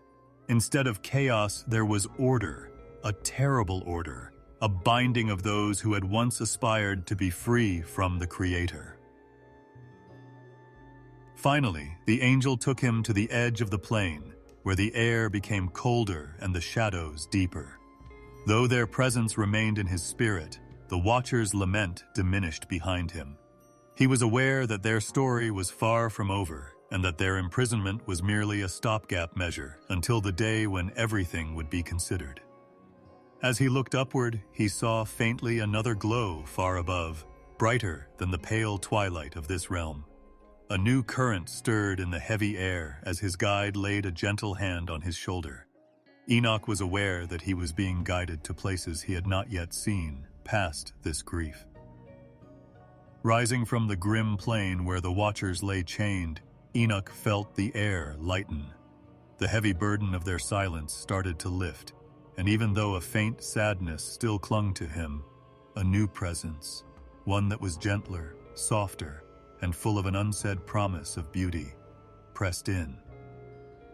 A light, not harsh or blinding, but warm, like the glow of dawn spilling through mist, replaced the dim sky of the second heaven. He inhaled as if the air itself were fragrant, for it was sweet, full of the fragrances of flowers that were invisible to the naked eye, and the sound of running water was as gentle as a lullaby. After a slow adjustment, he saw a place he had never seen before. An infinitely large garden teeming with life that seemed to hum in time with eternity. With their branches bending gracefully and laden with fruit that gleamed in the morning light like jewels, trees grew taller than towers, but remained unimposing. The leaves glistened as though they were made of light threads, and when the breeze ruffled them, their edges rippled softly. The velvet grass-like ground beneath his feet was dotted with flowers of all colors, their petals gently opening as if to welcome him. A crystal-clear river meandered through the garden, its waters glimmering dimly in the light, and lily and reed clusters grew beside it, bending together as if in a whisper. Like the steady rhythm of rest, the sound of the current was calming and brought a sense of peace that permeated the heart. Because the garden itself seemed to demand slowness, as if time moved differently here, free from urgency, he walked slowly, taking his time with each step. Knowing that the vision alone was sufficient, his guide allowed him to wander. Even though they didn't appear confined or restless, Enoch saw souls in this paradise. Here they lived in peace, their faces bright but silent, their clothes gleaming dimly. Under the trees, some people lay with their hands folded and their eyes closed, seemingly contentedly dreaming. Others stood close to the river, staring into its depths as if they were discovering the memory of past life in its current flow. Awaiting the fullness of judgment were the souls of the righteous, those who had lived on earth with their hearts turned toward light. Their anticipation, which did not burn but instead glowed softly like embers resting in the hearth, filled their waiting, which was calm rather than melancholy. Enoch heard voices rise softly, singing without words rather than in mourning. Echoing through the branches and carried on the breeze, it was a harmony of spirit and breath that flowed like the river itself, as if it had always been, and would always be. The song seemed to go on forever without feeling forced. He stopped to observe a gathering of spirits huddled around a tree whose trunk glowed a faint shade of gold, their faces turned up as if they were listening to something above. Even though he couldn't hear what they were saying, their faces conveyed a calmness that was indescribable, and he felt a calmness descend upon him that numbed the memories of the grief he had left behind. This heaven, however, was not entirely light. There was a chasm that divided the paradise and extended far into the shadows beyond the undulating meadows and fruit-laden groves.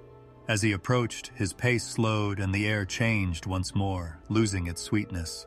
The soft breeze grew heavy, as if it were loaded with ash, and the scent of blossoms gave way to smoke, which was initially faint but tasted bitter. He saw it at the garden's edge, a huge, dreadful abyss with its mouth wide open like a hole in the ground. It poured out darkness, rising in heavy waves, but deep within, even that darkness glowed dimly with fire. His breath caught as he peered down into the pit. Souls writhed in agony below, their forms dim, clad in shadow that clung to them like tar rather than radiance. Instead of being quiet and low like the watcher's moans, the cries that arose were piercing, sharp, and never-ending. The fires burning in the abyss were tormenting fire rather than devouring it. They never went out, but they also never ate. The spirits seemed restless, incapable of remaining motionless, as if their very existence were shackled by the decisions they made. This was a place where people waited in despair rather than in peace, where time seemed to drag on forever and regret was weighed down with no way out. He was deeply affected by the contrast. On one side, souls slept in gentle expectation, rivers sang softly, and blossoms opened toward the light. On the other, flames coiled like serpents.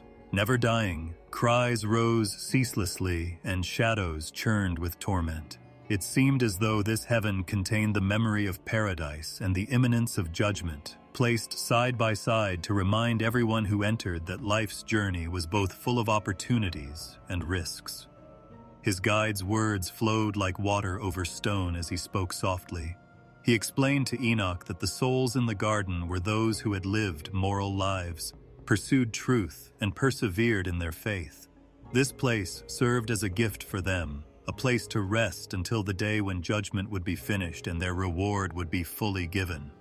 The souls of the wicked, however, who had rejected virtue and embraced violence, greed, and deceit, were in the abyss. The abyss held them until the last reckoning, their agony the consequence of their decision, and their waiting bitter. The voice of the angel did not rise or fall in condemnation. It was as steady as the river's flow in the garden, bearing the weight of plain truth. Even though it hurt, Enoch looked far into the abyss. Like waves, the cries came and went, never stopping, sometimes distant, sometimes loud. He reflected on the lives these souls had led, the times they had walked the earth, experiencing the same sun and air. How many times had they been offered light, he wondered, and how many times had they refused? But he could also feel the garden's pull behind him, its scent beckoning, its wordless song reminding him of peace and kindness. Neither location seemed to silence the other, and they both looked forward to the day when everything would be put in its proper place. He looked back to the paradise, to the river that was shining with light, to the souls that were sleeping peacefully under trees that swayed in the wind. The bitterness that had clung to his lips washed away when the scent of blossoms returned. His eyes were no longer fixed on the faint echoes of the abyss's cries. When the angel motioned for him to start walking again, Enoch did so, heading back toward the meadow where the grass was dancing with light. The souls gazed at him, and despite their silence, there was a serene confidence in their eyes, as if they knew more than words could express. He stood by the river, its waters glistening like crystal, and he dipped his hand into the water. The weight that had been pressing down on him since the second heaven was relieved by the cool, yet warm touch that moved into his chest. Before the water returned to the stream, he allowed it to sparkle like diamonds as it passed between his fingers. He briefly closed his eyes and took a deep breath, the scent of the garden filling him as the distant song of the souls rose softly. He opened his eyes once more to see the infinite expanse of this heaven's horizon. with a paradise of peace on one side, a chasm of despair on the other, and the souls waiting for their ultimate judgment in between. At that moment, he realized that this location was not just a vision, but also a lesson, a reminder that the one in charge of everything held the power to decide life and death, peace and suffering, light and shadow. Enoch felt the current of ascent stir again as the angel touched his shoulder, guiding him toward the heights that lay ahead while gently carrying him from the garden. Enoch felt a softness of light that was different from the warmth that accompanied the ascent into the next realm. This was a fire that pulsated with life, not just any glow or quiet radiance. The heavens parted as he stepped inside, resembling the enormous dome of a cosmic furnace, one that was filled with energy, rhythm, and holy fire, rather than destruction. As if breathing, flames rose and fell, changing from deep orange to brilliant white, from gold to crimson. The sparks in the sky above reminded him that what men perceive as stars are actually beings with a living essence that mortal eyes can hardly fathom, rather than far-off, cold lights. Each spark drifted like embers in a sacred dance. Here, the air felt different, charged, humming with power but still comforting, and Enoch's steps were led forward by an invisible force. The weight of purpose was carried by fire, not by the fire of suffering or rage, as if each flicker held the keys to eternity and balance. When he looked up, he saw waves of flames bending slowly across the horizon, as if the entire heavens were a living fire ocean that rose and folded, ebbed and flowed with flawless grace. He started to see shapes in the flames, beings of light, glowing figures standing tall, their bodies as solid as the foundations of creation but woven of flame. These angels weren't your typical ones. Their eyes were like molten orbs, fierce with devotion to their eternal task, but not menacing. Their faces were ablaze with the brilliance of stars. As though they were guardians of the sky, they stood in orderly harmony, each caring for the fires that provided the universe with warmth and rhythm. Enoch realized as he observed them that they were the flaming hosts, the guardians of the celestial fires, maintaining the fires that signify the passing of time, the changing of the seasons, and the universe's constant pulse. An angel moved forward, tall and majestic in shape but as soft as a peaceful fire on a fireplace. Its voice carried with it a quiet authority, warm and soothing, rolling like a steady blaze when it spoke. It said, "Mortal child of earth, do not be afraid of the fire around you. This is the fire that warms creation, the fire that illuminates worlds, the fire that consumes only chaos but preserves all that is ordered." The angel pointed to the endless waves of fire, and Enoch saw stars flare into life as if they were newborns in the distance. Additionally, he noticed that stars were fading, their flames softly folding in on themselves as if to return their light to the source. This is the world where stars are tended, where their flames are tended like lamps in a great temple, the angel explained. Nothing in the sky fades without a reason, and nothing burns without a reason. Every spark tells a tale of creation, every ember is counted, and every flame is alive. The stars are cold, inaccessible points of light to men. They were like guardians, Enoch realized, each with a life, a path, and a place in the great harmony that men seldom stop to observe. With slow, deliberate movements, the flaming hosts shaped the waves of flame with their outstretched arms. The stars themselves appeared to move with them, shifting subtly like lanterns held in the hands of invisible entities. Every flicker, every glow, every flame burst had a rhythm, an eternal pulse that kept the universe in order. There was no chaos here.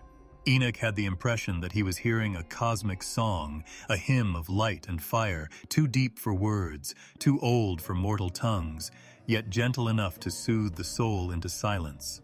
The fire's warmth enveloped him like a blanket as he watched. It wasn't scalding or burning, but rather comforting like the glow of a fire on a wintry night. It reminded him of a time when people sat around little fires on the ground, and told each other stories while the flames kept the darkness at bay. Here, in this fourth heaven, he came to understand that even the tiniest fireplace on the planet reflected this immense fire, a subtle echo of the everlasting warmth that permeates the earth from above. The angel guided him farther, pointing out constellations that glistened above, but they didn't resemble the forms that men traced on the ground. Rather, they were glowing creatures of fire, their light combining to form patterns that spanned the universe. Every constellation was dynamic, changing in unison with the great fires, rather than being fixed as mortals imagine.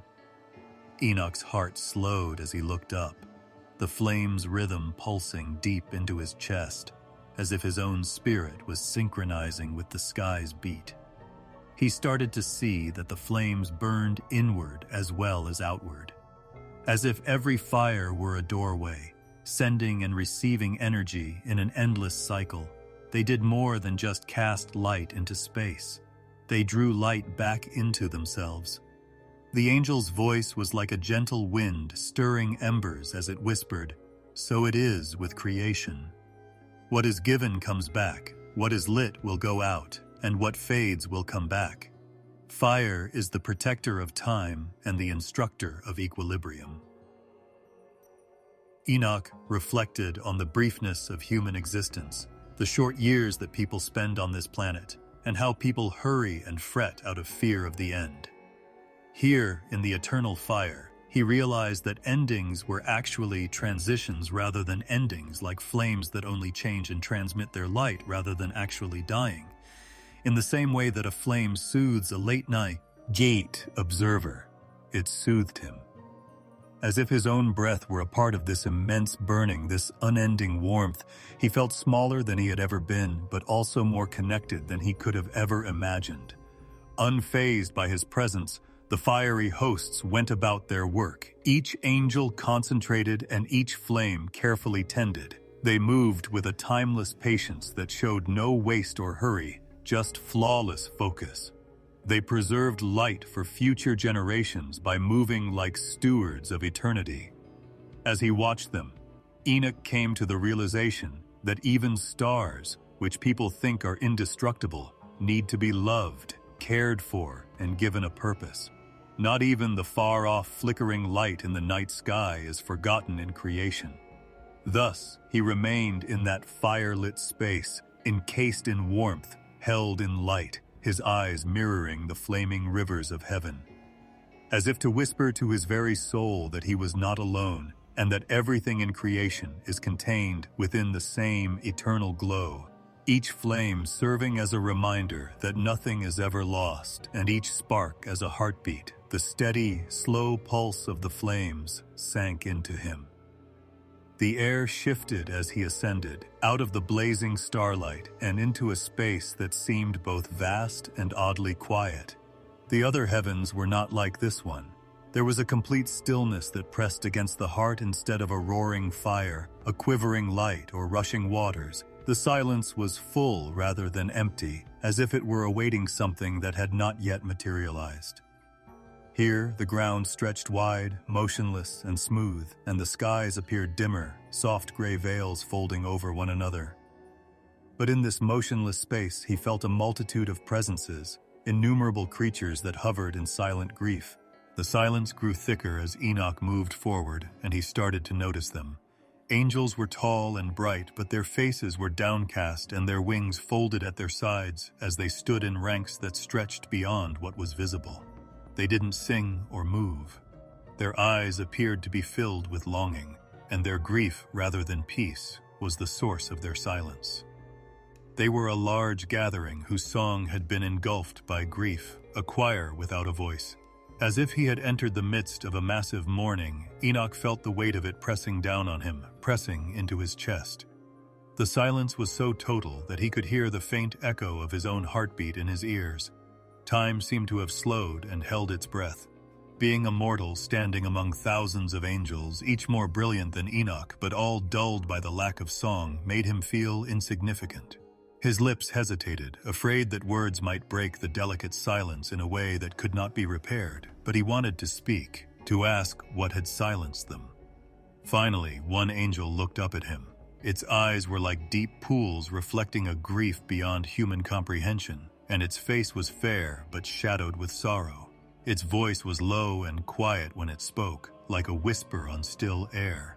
It stated that we were created to sing, with our voices interwoven into the fabric of the heavens and intended to rise in unceasing adoration. But we can't. Its voice trailed off, and the angel bowed its head once more, as if embarrassed by the silence that surrounded them all. We are bound by silence, our song withheld, our joy restrained. Enoch felt pity stirring in his heart. He pictured a world where people sing despite adversity, where weddings and fields are filled with music, where mothers lull their children to sleep, and where men hum even when they are by themselves. He found it odd that else, the ones who were meant to sing, were silently standing here. Even though it weighed more heavily on him, a thought started to grow inside of him. Maybe his own voice, small and feeble as it was, could rouse them. He took a deep breath and parted his lips in the silence of that great heaven. He sang with a man's trembling voice rather than the flawless tone and boundless strength of angels. His song was straightforward and kind, bearing the tenderness of sincerity rather than the force of authority. He sang of the Creator, the one who created light and breath, who shaped stars and irrigated fields, who watched over angels in their endless nights and over men in their fleeting days. His voice rose steadily but fragilely, filling the void like a single candle in a vast, dark hall. The angels did not move at first. Their wings were folded close, and their heads were still bent. But as his song continued, the quiet grew softer, like springtime warmth on ice. One angel raised its head, its eyes gleaming dimly, as though recalling something long since forgotten.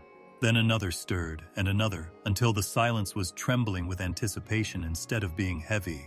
Their grief appeared to lessen, as if the frail song of a mortal were unraveling the strands of sorrow. For a brief moment, Enoch's voice wavered, but he persisted, allowing the song to come from his heart rather than just his lips, a prayer transformed into melody. The angels then started to react, like the gradual rise of dawn. With a single note that glistened like light hitting crystal, a single voice rose, pure and clear. Then another, and another, until the sound made the air shiver. It was a slow but irresistible river of harmony that filled the silence that had held them together rather than a sudden explosion. As their voices merged one after the other, creating a harmony so vast and lovely that Enoch's knees went weak under him, the sadness in their faces vanished. The dim sky above brightened as if the heavens themselves were leaning closer to listen as their wings spread wide. What had been silence turned into song, a flood of sound that held the weight of eternity within it, rich and endless. It made no difference that Enoch stood among them, his mortal song now lost in the vastness of their choir. They had turned into the flame, and he had been the spark. The angel who had spoken before now joined the others in singing, its face beaming with happiness and its cheeks glistening with tears that resembled drops of light. It turned to Enoch between the notes, its voice a mixture of gratitude and praise. It stated, "You reminded us that our song was not gone, but rather was waiting, and that our silence was not intended to last. We discovered our eternal one through your mortal song, and we were reminded of our calling by your little voice." Enoch bowed his head, feeling overwhelmed and humbled. He had not considered his voice deserving of arousing such creatures, but he now realized that willingness, not deservingness, was what counted. What had been lost could be resurrected even by the trembling song of a mortal. He was surrounded by a choir that seemed to fill the entire heavens with sound as their harmonies twisted upward and their music flowed like rivers of light. Time seemed to stop as their voices trembled through the air. Every chord seemed to touch the soul as well as the ears, and every note hung on as if it would never end. It was music that enveloped him like a shroud, calming, energizing, and encompassing, spanning all of eternity. He no longer felt the need to sing because their song lifted, cradled, and carried him. Just listening and being ensnared in the boundless stream of sound that had been restored was sufficient. Joy, quiet, deep, and radiant, replaced the sorrow that had burdened this heaven, which had vanished, dissolved in melody. With their voices rising in unison that would never falter again, the silent choirs had once again transformed into choirs.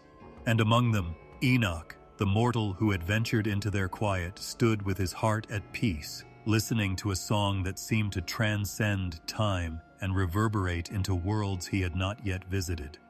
He ascended even higher, until the restored choir's music vanished into the distance and was replaced by a solemn silence that seemed completely different.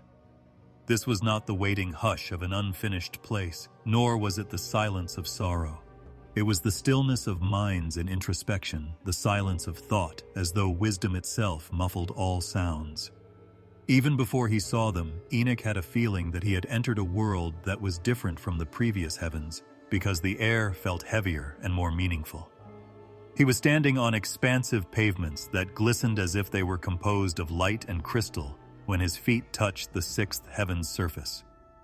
Transparent stone towers rose in enormous arcs, their surfaces etched with markings that appeared to move and sparkle as if they were living things, ancient and timeless symbols that were written with spirit rather than ink.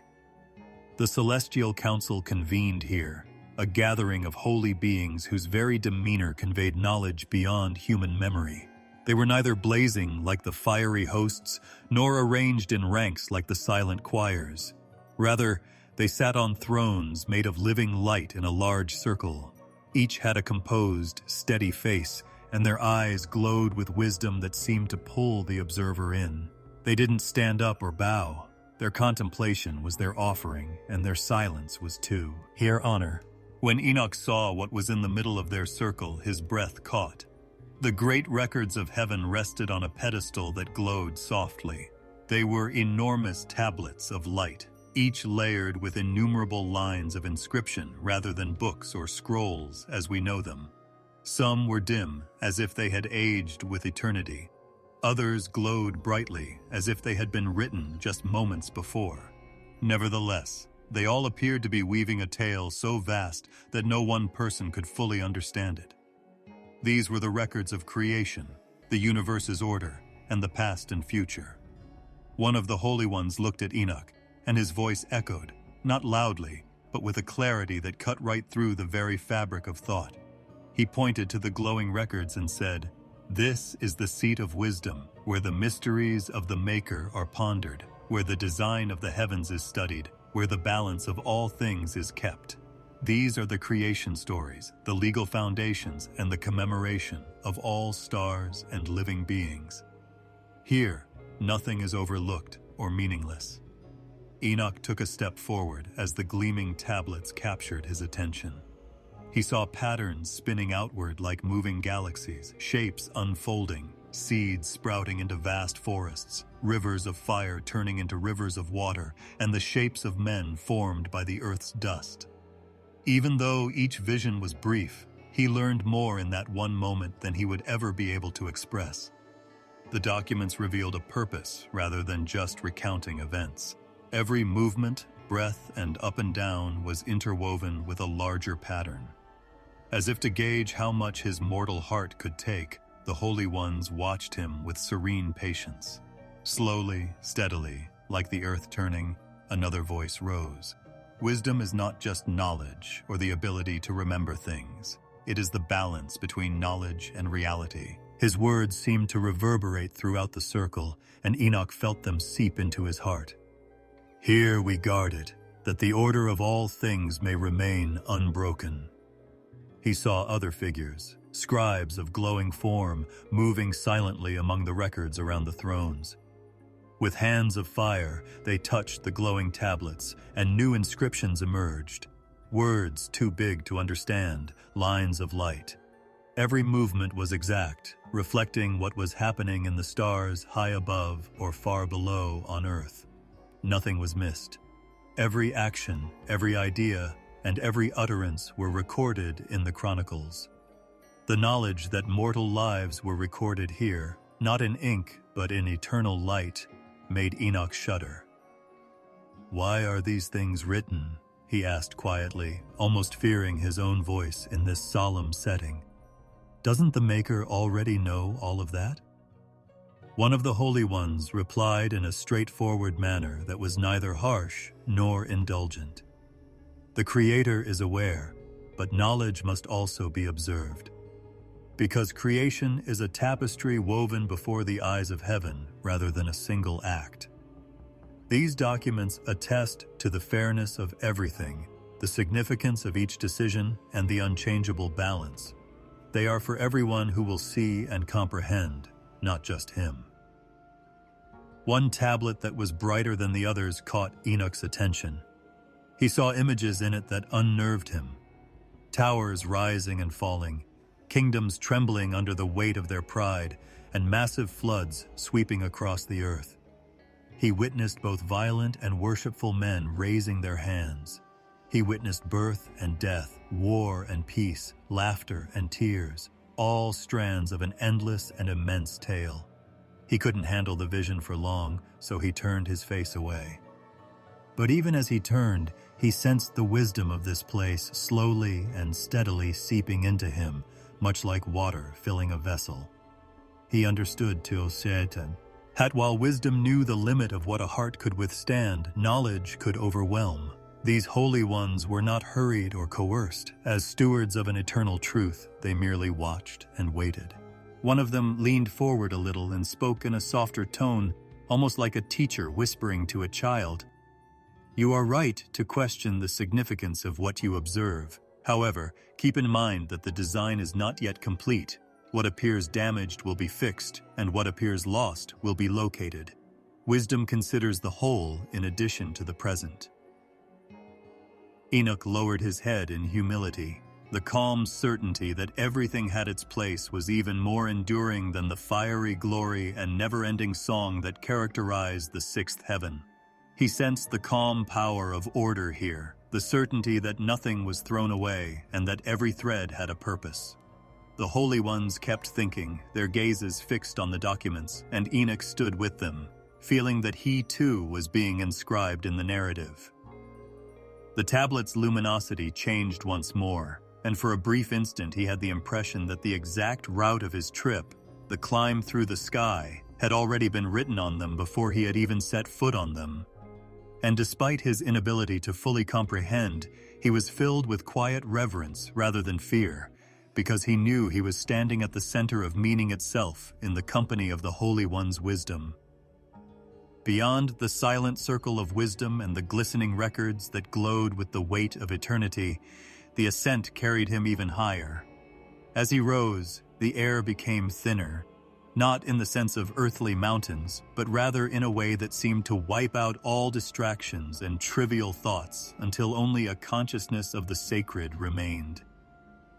Before him, light started to appear, dim at first, like dawn on the horizon, but then brighter, pouring in waves so big they seemed to swallow the sky. But instead of burning or blinding him, this light lifted and held him, and it filled him with awe that made him shudder. With a breath that seemed both his own and not, he became aware that he was entering the seventh heaven, which is where the throne was located.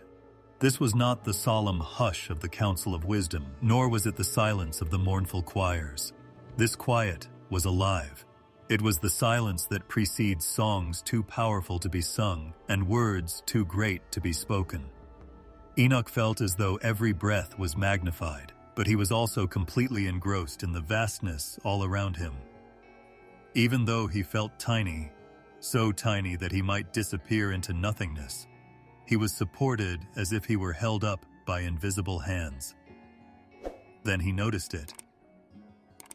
The throne appeared before him as an incomprehensible reality rather than a chair or seat in the manner that men might design. Its height vanished into the emptiness above, while its base spanned what appeared to be the very foundation of existence. It was just there, shining with a glory that no mind could quantify. It was neither shaped nor crafted. A multitude of colors, not the earthly rainbow hues, but living streams of light that danced, woven, and circled in patterns more complex than stars, glowed all around it. The radiance was so complete that it appeared to contain the forms of water and fire, as well as the patterns of wind and earth. Hosts of angels stood in ranks too great to count from all sides. They didn't move or talk, but their presence made the air heavy, as if their awe alone were a song more profound than sound. None of them dared to look up at the throne, so they bowed their faces and folded their wings, and Enoch's soul shook with fear and desire when he allowed his eyes to rise even a fraction of an inch, trembling as if he might pass out. The stream of light from the throne was not motionless. Like rivers of living fire, it flowed outward into the heavens, filling the realms he had already traversed, and even reaching the earth below. Every mystery, every mercy, and every judgment were illuminated within it. It was simultaneously fire and warmth, joy and trembling, rest and boundless energy. Enoch was fully aware that the one who created everything lived on the throne, even though no figure occupied it in the manner that people envision kings. The silence declared it, and the air itself told him. Unable to stand in front of such grandeur, he collapsed on his face. He appeared weak, his breath unworthy, but he was not ruined. Rather, a profound calm descended upon him, one that caused his shaking to sound almost like a song in and of itself. The proximity of the throne was both intolerable and alluring.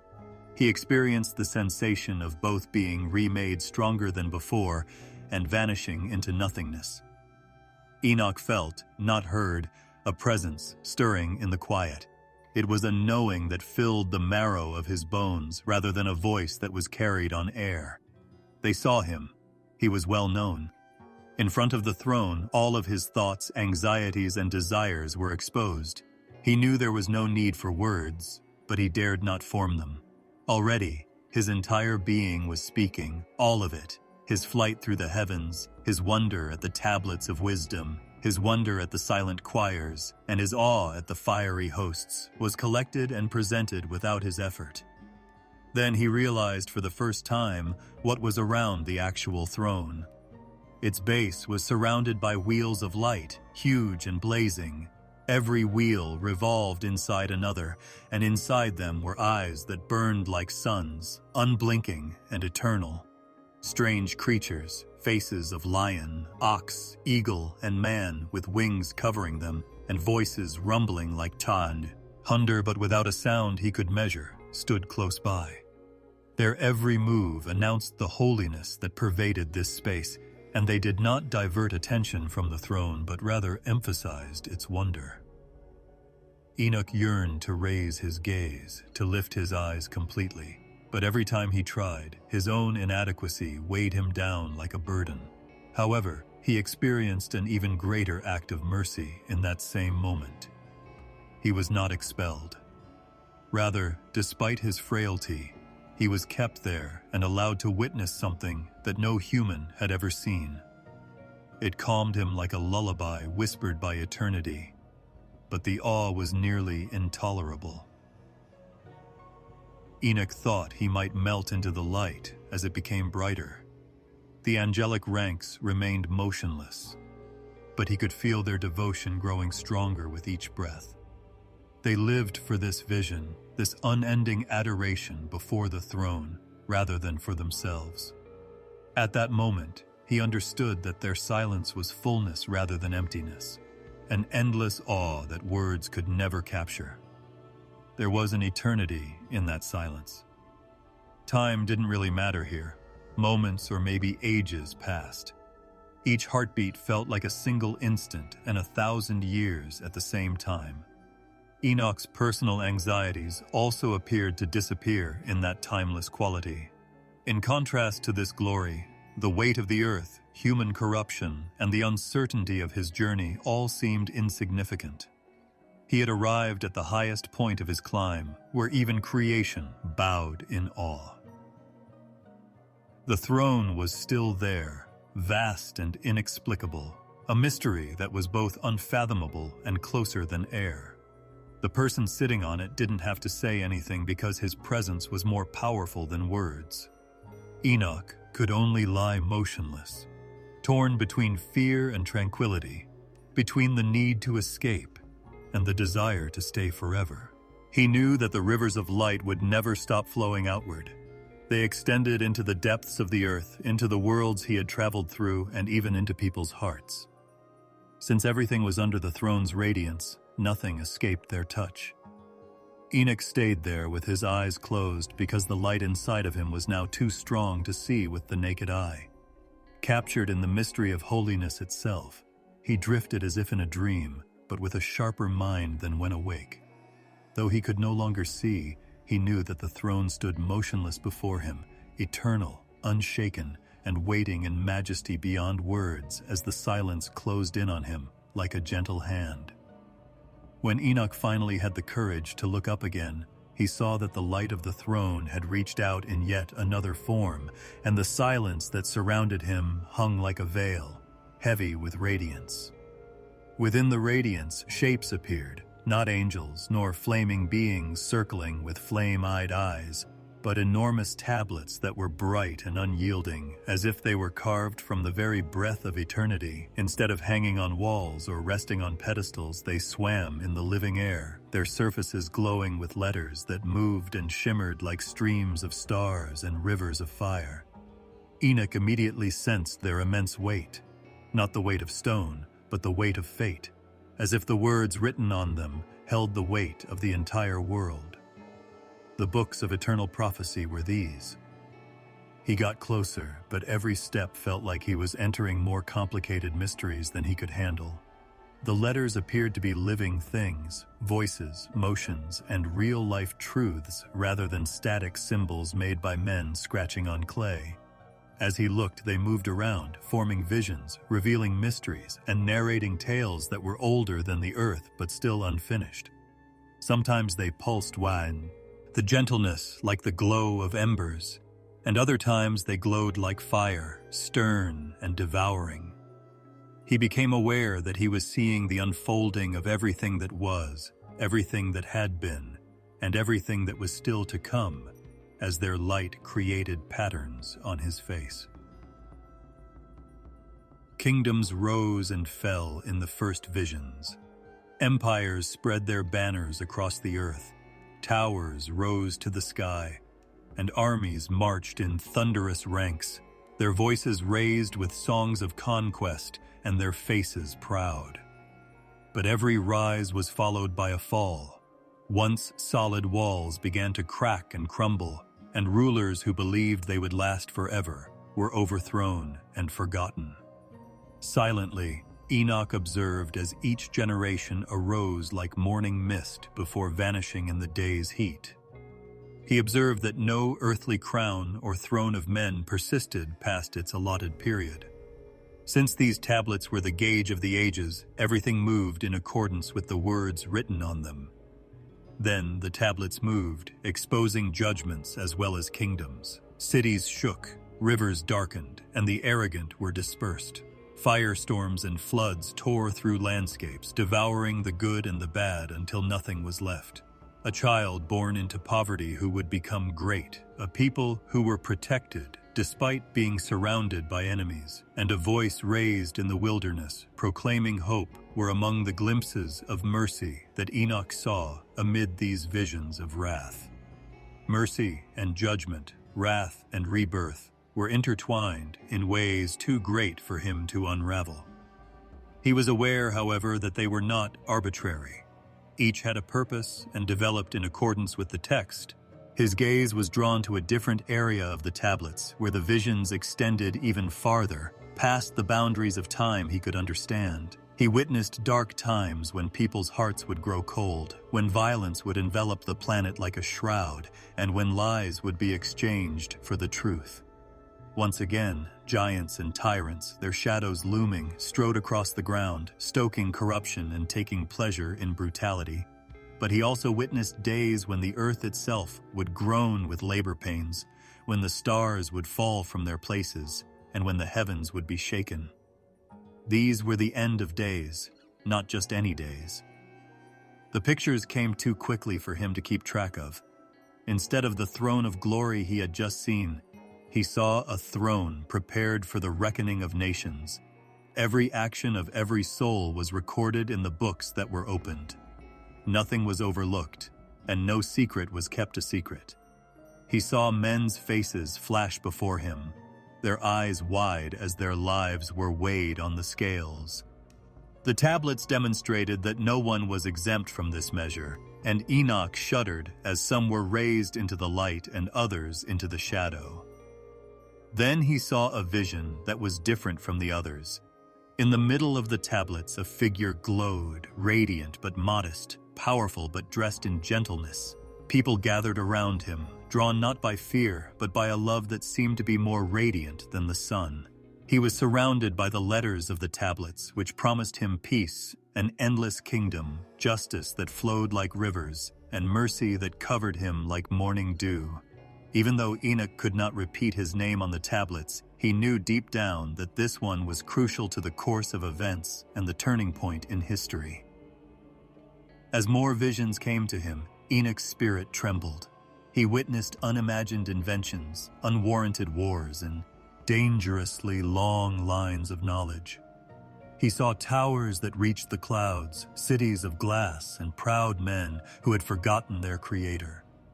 However, he also witnessed the rebirth, a creation made whole, where the lion lay with the lamb and there was no more suffering or lamentation. He saw the earth scarred, rivers poisoned, and forests stripped bare. He bowed his head, unable to bear the fullness of what the tablets said, the contrast too great. The visions, however, continued. They now pressed harder, demonstrating to him the spirit rebellion, the dishonesty of false teachers, and the emergence of those who would claim to speak for heaven but only convey lies. He witnessed many people stumbling in the dark and confusion spreading across the nations like smoke. Then, however, light broke through, and truthful voices rose like blaring bells, directing and stabilizing those who heard.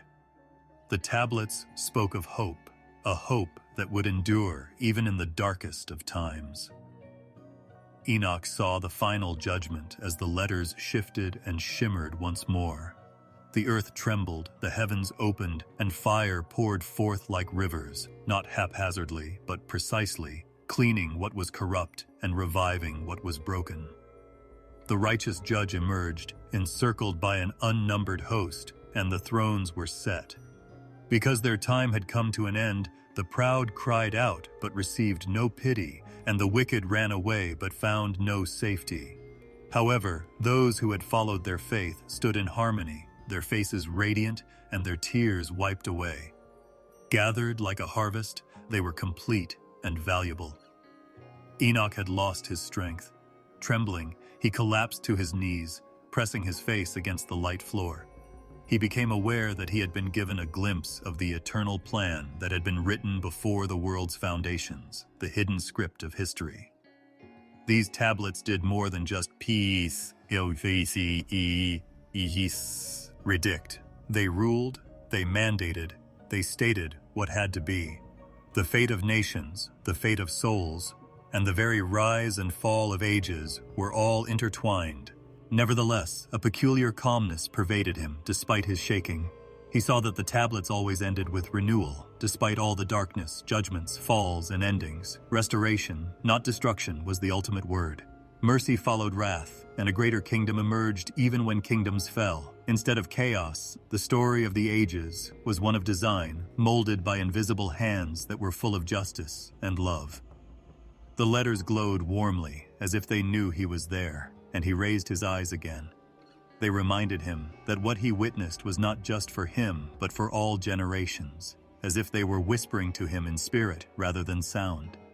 He was to serve as a witness and a voice to relay shards of these visions to people who were walking in the dark below. His soul was already marked with the light of the tablets, even though he was unable to carry them. The air became heavy once more, and the tablet's light waned a little, but not completely. After the massive flood of revelation they had released, they seemed to be resting as they hovered motionless and silent. Enoch stayed on his knees, his heart trembling and filled with wonder at what he had seen, his mind racing. He was aware that the books of eternal prophecy would endure, unchanged, containing the history of everything until the last dawn upon creation, even though no words were uttered out loud. A sound unlike any other, a thunder that echoed through the very fabric of creation rather than rolling through clouds, broke the silence of heaven. Standing before the throne's radiance once more, Enoch shuddered as the brightness descended upon him like an unmanageable weight. Numerous holy beings surrounded the throne, their gazes focused on those who had disobeyed the eternal rather than him. As if the universe held its breath, anticipating the decree that would permanently alter the fate of two, the disobedient ones, the air itself appeared to be charged with judgment. The fallen watchers, the powerful creatures who once roamed among humans, were then revealed to Enoch. They had shed their former garments of glory and were no longer assembled in majesty. Their forms were diminished, their voices muffled, their faces shadowed, as if shame itself had robbed them of their brilliance. Long ago they had descended, leaving their designated spot, and in their arrogance they had attempted to unite with humanity. They had led men into violence, taught them secret knowledge, and fathered children whose size engulfed the planet. Enoch saw that even they realized their days of dominance were over, as what had appeared to them as victory now stood uncovered as ruin. With voices rising like a storm of grief, the onlookers begged. Now, instead of crying with pride, they did so in desperation, pleading with the one they had betrayed for forgiveness. Their cries reverberated through the sky, but they offered no consolation. They talked about how they fell, how much they wanted to be forgiven, and how afraid they were of the sentence that hung over them. The throne, however, was unmoved because of their massive rebellion and corruption, which had tainted the earth itself. The light now judged them in truth, even though they had sworn themselves to darkness. Enoch was told he would bear the verdict, but he shuddered at the sight. The Eternal, who spoke in the sound of eternity rather than human language, said that he, a mortal dressed in dust, would deliver the message to the powerful. He would serve as their eyewitness, their prophet, and their messenger of impending disaster. He knew he was nothing in comparison to them, but the voice of the Most High made it seem that way, and the weight of this charge crushed him. To ensure that no onlooker could question the fairness of, if the ruling, the angel would carry in fragile flesh and bone anything that he dared not say to them. Their sentence, inscribed in indestructible light, was shown to him. Nothing would change what had been written, and no pardon would be given. With their chains already sealed in the Eternal's words, their descent was irreversible. Their home was set in the abyss. They would never again ascend into the worlds of glory. Until the day of the great judgment, when fire itself would put an end to their last uprising, they would stay there, shackled in darkness. Their offspring, the giants, who were already destined to fade as spirits of unrest, bore witness to their foolishness and would share their fate, an eternity apart from the one they had left behind. Spirit carried Enoch to the waiting watchers. As he drew closer, they gathered in dread silence, their eyes blazing with anger and fear. Some turned away, embarrassed by their fall and unable to look him in the eye. Others continued to watch in defiance, but their bodies trembling revealed the fear that consumed them. They begged him as if he could change the verdict, as if a mortal could reverse the decree, and their voices rose in broken cries. They pleaded, "Speak for us. Make a request to the Most High." Despite being moved with grief, Enoch's heart was powerless to change the will of the one who had sent him. "Carry our petition that we may find mercy."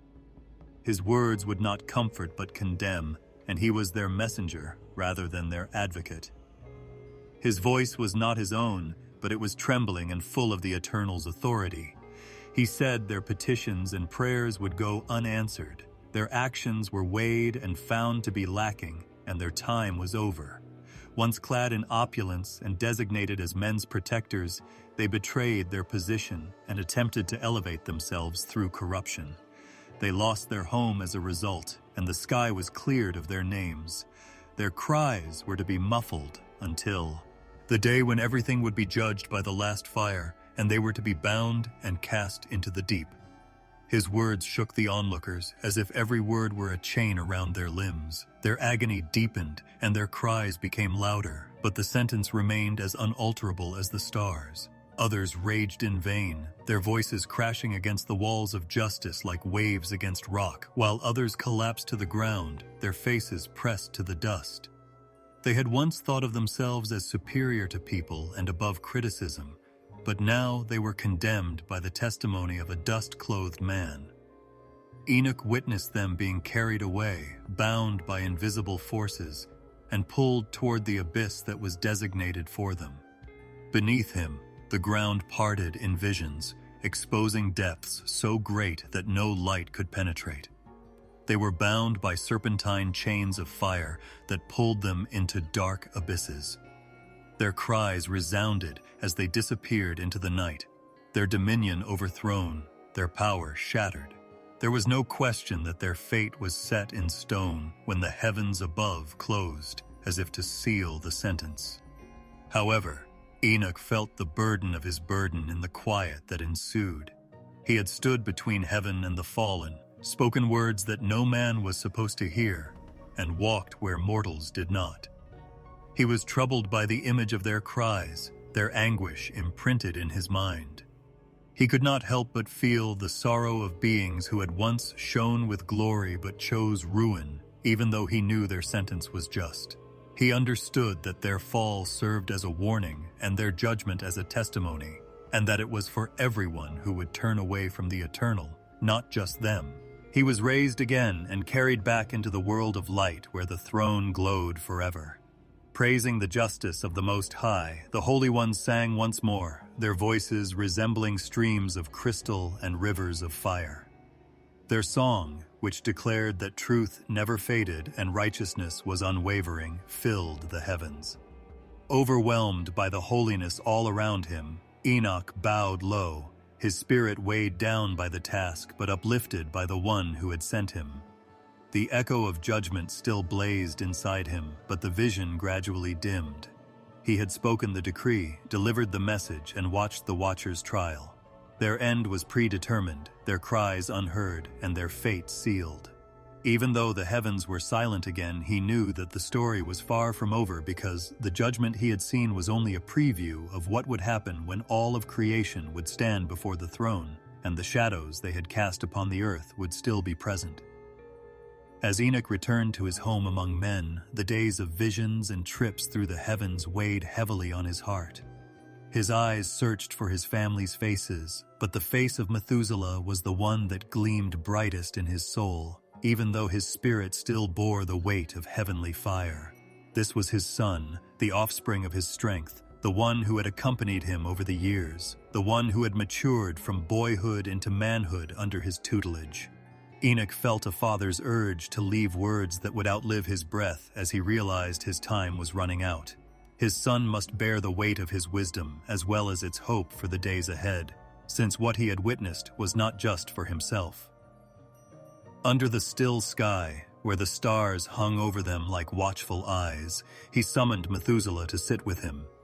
As if creation itself yearned to hear the words exchanged between father and son, the Nig. It was quiet, and the air seemed to lean in to listen. The awe of being in front of the throne and the sadness of knowing what was still to happen on earth molded Enoch's voice, which was gentle and heavy with both tenderness and gravity. He started by saying, "My son, the Most High has shown me wonders too great for mortal tongue to describe. I have witnessed the heights where glory resides and the depths where shadows writhe. I have heard the cries of those who turned away from the eternal and discovered nothing but darkness, and I have walked where angels sing without stopping. My time with men is now limited because he will take me away. I give you the responsibility of remembering what has been said until that day arrives." Methuselah heard his father say goodbye, and he felt both proud and sad at the same time. His gaze swept across Enoch's face as if he could etch each line into memory and each expression into his spirit. Knowing that what would come next would be a treasure to protect with his life, he waited in silence. With a steady yet tender gaze, Enoch put his hand on his son's shoulder. "My son, walk in righteousness above all else. Do not follow the violence that permeates the world, or allow yourself to be influenced by the wicked. Because believe me, men are becoming more and more corrupt every day. Blood cries from the ground, and the watchers who descended have taught things that are unfit for humanity. However, everything is visible to the Most High's eyes, and his justice will never rest. Only those who cling to the eternal will survive the day of judgment, which will descend upon the earth like a flood. Make sure your kids understand this, and don't forget it." There was caution and hope in his words. As he listened, Methuselah's chest constricted because he had heard rumors of violence spreading among the populace, of giants consuming everything in their path, and of men whose hands were quick to spill blood. His father's words now affirmed that such corruption would not last, but would ultimately lead to a place from which no man could escape. As he went on, Enoch's eyes grew softer and his voice became more affectionate. "I have experienced God's closeness and have walked with him. Those who call on him with a pure heart are not far from him. Call on him when you're feeling afraid. When grief tears you, open your heart to him. Sing to him with your lips when happiness fills your days, because he is the light that no darkness can smother, the strength of the weak and the shield of the faithful. Even if the ground trembles under your feet, you won't trip if you cling to him, my son." The words seemed to be being woven into the very fabric of the earth as the night breeze rustled the leaves surrounding them. With his hands clasped tightly, Methuselah held his father's voice as if it were life itself, his head bent. Enoch stopped and looked up at the stars, his mind briefly straying to the visions he had witnessed, the throne of glory, the flood of judgment, the scrolls of prophecy, and the cries of the watchers. It all weighed heavily on him, but he knew he wasn't the only one who had to deal with it. After taking a deep breath, he looked back at his son. "My child, there's more. The Eternal has demonstrated to me that our family's line will endure past both you and me. From your line will come a son, a good man who will be accepted by the Most High. The earth will be submerged underwater during his time, and everyone who breathes will die, but a remnant will be saved thanks to him. Keep this hope as a secret treasure, because it is the assurance that the seed of righteousness will endure even if the earth is cleansed. It is faith that will sustain our lineage through the storm, so do not scorn its modest beginnings." These words made Methuselah's heart tremble because they described a future that was both terrifying and full of purpose. He was aware that what his father had given him needed to be preserved for future generations, and he felt the weight of generations bearing down on him. He did not look away, even though his eyes became wet. Enoch extended his hand and raised his son's face so they could look at each other.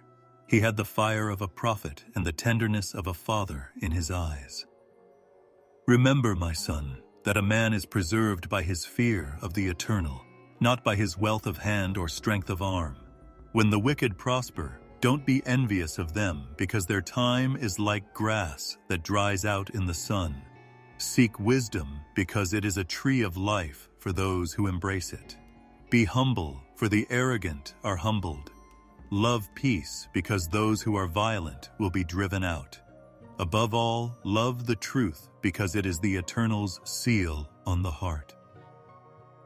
Methuselah sensed a slight trembling in his father's hand and realized that these were not just lessons but also farewells wrapped in advice.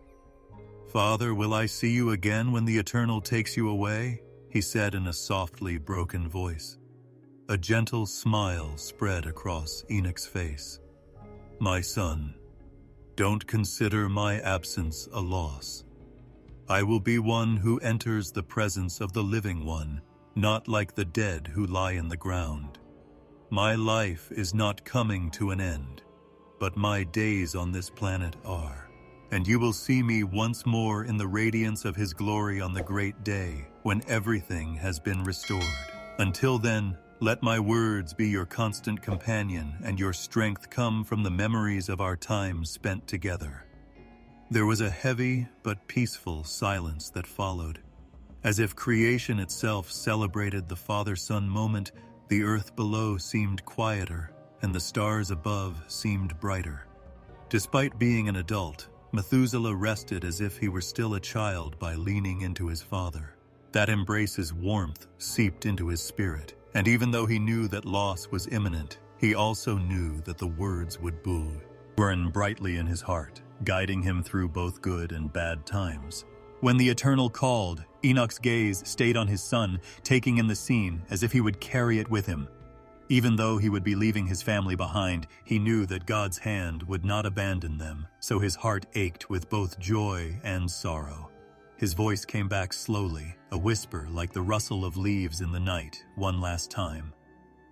"My son, live well. Stay on course. After you, teach your kids. And never forget that the Eternal is close by." Even though the words vanished into silence, Methuselah's soul would always be haunted by their echoes. Knowing that he had been given an unfathomable gift, a father's final wisdom, born not only of love but of heaven itself, the son sat in silence, his heart blazing with the weight of his father's wisdom. Enoch's visions were tied to the great fabric of time itself, not just to judgment and human destiny. His soul was drawn into a world where the Eternal's hand turned the cycles of light and shadow, sun and moon, day and night in perfect harmony, revealing the order of the heavens to him. He was shown that the motions of the heavens were not accidental or random, but rather the manifestation of divine wisdom. Every season, day, and lunar cycle had significance woven into its design, and time itself was a creation, flowing like a river from the Most High's mind. He learned that the stars were timekeepers, rather than just decorative objects strewn throughout the night as they stretched before him like never-ending fires. Their stations were set by decree, their courses were meticulously written, and men could gauge the year's progress from them. In their designated seasons, the constellations rose and set, silently announcing the Earth's rhythm. At that moment, Enoch realized that the heavens were a huge calendar, a watchful eye that directed humanity's planting, harvesting, and resting. He was informed that the sun, a resolute light whose rising and setting determined the passage of time, was the ruler of the day. It traveled through gates invisible to mortal eyes, entering at one horizon and leaving at another, traveling across the sky in order. As it moved through the months, it marked equinoxes and solstices, making the summer days longer and the winter days shorter. Enoch discovered that these changes were not random, but rather predetermined by God, creating the harmony of life and death, warmth and cold, and growth and stillness. The earth wouldn't know its seasons, and all life would stutter without the sun's systematic dance. He was also shown the moon, a faithful observer of the night. With patience, its face waxed and waned, growing full and then shrinking to shadow, only to reappear in an unending cycle. Enoch discovered that its light was a gentler reflection of the sun's splendor, and that its phases marked the passing of weeks and months. The moon controlled the tides, stirring the seas as if whispering secrets only heaven knew, and drawing the waters with unseen cords. It was a lesser light, but without it, men would become disorganized in their day counting, and the earth's calendar would be lacking. When Enoch learned about the interwoven harmony of these two great lights, and how the moon measured months and the sun carved the path of years, he was astounded. Together, they created time in its entirety, securing both the holy days of remembrance chosen by the Eternal and the everyday toils of men. He was shown that holy seasons, times for gathering and rest, were tied to these celestial patterns because, just as the sun and moon followed their predetermined routes, men were also called to live in accordance with divine law. He came to understand that every year was more than just a series of days. Rather, it was a cycle of significance, a narrative that was repeated time and time again through seed time and harvest, rain and drought, warmth and frost. Birth in the spring, strength in the summer, decline in the fall, and silence in the winter were all reflections of the cycle of life. The earth itself repeated endlessly what men had experienced in their brief lives, serving as a reminder that all life was bound by the time order established at the beginning. 12 gates in the heavens, each signifying a division of the year, were described by the angels who led him. They disclosed how the sun entered these gates at sunrise and sunset, changing slightly with each month, and how this minute movement determined the year's measure. They also showed him how the moon moves through the sky, sometimes following the path of the sun and other times veering away, but always coming back. With this understanding, Enoch perceived balance that mirrored the Eternal's wisdom rather than chaos. He was shown the mysteries of intercalation, such as the need to carefully count the days and months because the moon's cycle did not precisely coincide with the sun's. He was taught that men would make mistakes if they only followed the moon because its months did not complete the year's circle. He was informed that the moon was a faithful companion, but never the master of the true calendar, which was based on the path of the sun. Sacred days would be lost if men did not observe correctly and strayed from the designated times. His knowledge was intended to maintain order so that future generations could coexist peacefully with heaven's designated times. As Enoch looked up at the sky's vault, he saw stars positioned like sentinels, each with a specific function. Some emerged in the middle of the night, silent and indicators of time, while others rose with the dawn, signaling the arrival of new seasons. Their constellations served as reminders of long-hidden truths and told tales set in the heavens. Each of the Bear, Orion, and Pleiades had a place, moved in its circuit, and did not deviate from the Eternal's prescribed order. Enoch understood that the stars were proclaiming order, cycles, and the majesty of the Creator to those who could read them, rather than fate as men had imagined. As the vision grew more intense, he witnessed the beginning of great ages, cycles that went beyond human years, and the gradual shifting of the heavens, which changed the stars that rose at sunrise. These were mysteries of slow, vast time, when the heavens turned patiently, precisely, while generations went by like grass. Enoch was informed that the stars denoted the longer sweep of ages and that significant changes would occur on Earth during these ages, just as the sun and moon controlled the brief period of days. There was always a pattern and a reason for everything. The more Enoch saw, the more he realized that time was a gift, not a burden, a framework that allowed men to live, work, and remember their Creator. Every sunrise served as a reminder of the first light of creation, as well as the start of a new day. Like the first Sabbath, when God Himself stopped working, every sunset was not just a conclusion, but a call to rest. Each full moon served as a lantern in the night, reminding men of new beginnings and cycles. Time itself was a teacher, if only men would listen. Enoch's heart ached with wonder as the vision dimmed. He had witnessed how inextricably linked earthly life was to the heavens, and how each seed sown, harvest collected, and feast recalled fit into a pattern set before the world's foundations. Because he was aware that future generations would require this knowledge to stay in harmony with the Creator's design, he carried it with him as a sacred charge rather than just as a curiosity. Time was not to be wasted, nor seasons ignored, for in them lay the fingerprints of the Eternal, written in light across the sky and woven into the turning of the earth itself. Enoch felt as if the sky itself was alive with a secret life when he raised his eyes to the heavens in the stillness of the night. The stars glowed softly, not as far-off icy lights, but as though each spark held a purpose, a mind, and a song too big for mortal ears to hear. He started to realize that the innumerable points of fire were not silent decorations strewn across a pitch-black canvas, but rather living witnesses of the Eternal, positioned in their stations to bear witness to his order forever, as the firmament above him unfolded like a giant scroll.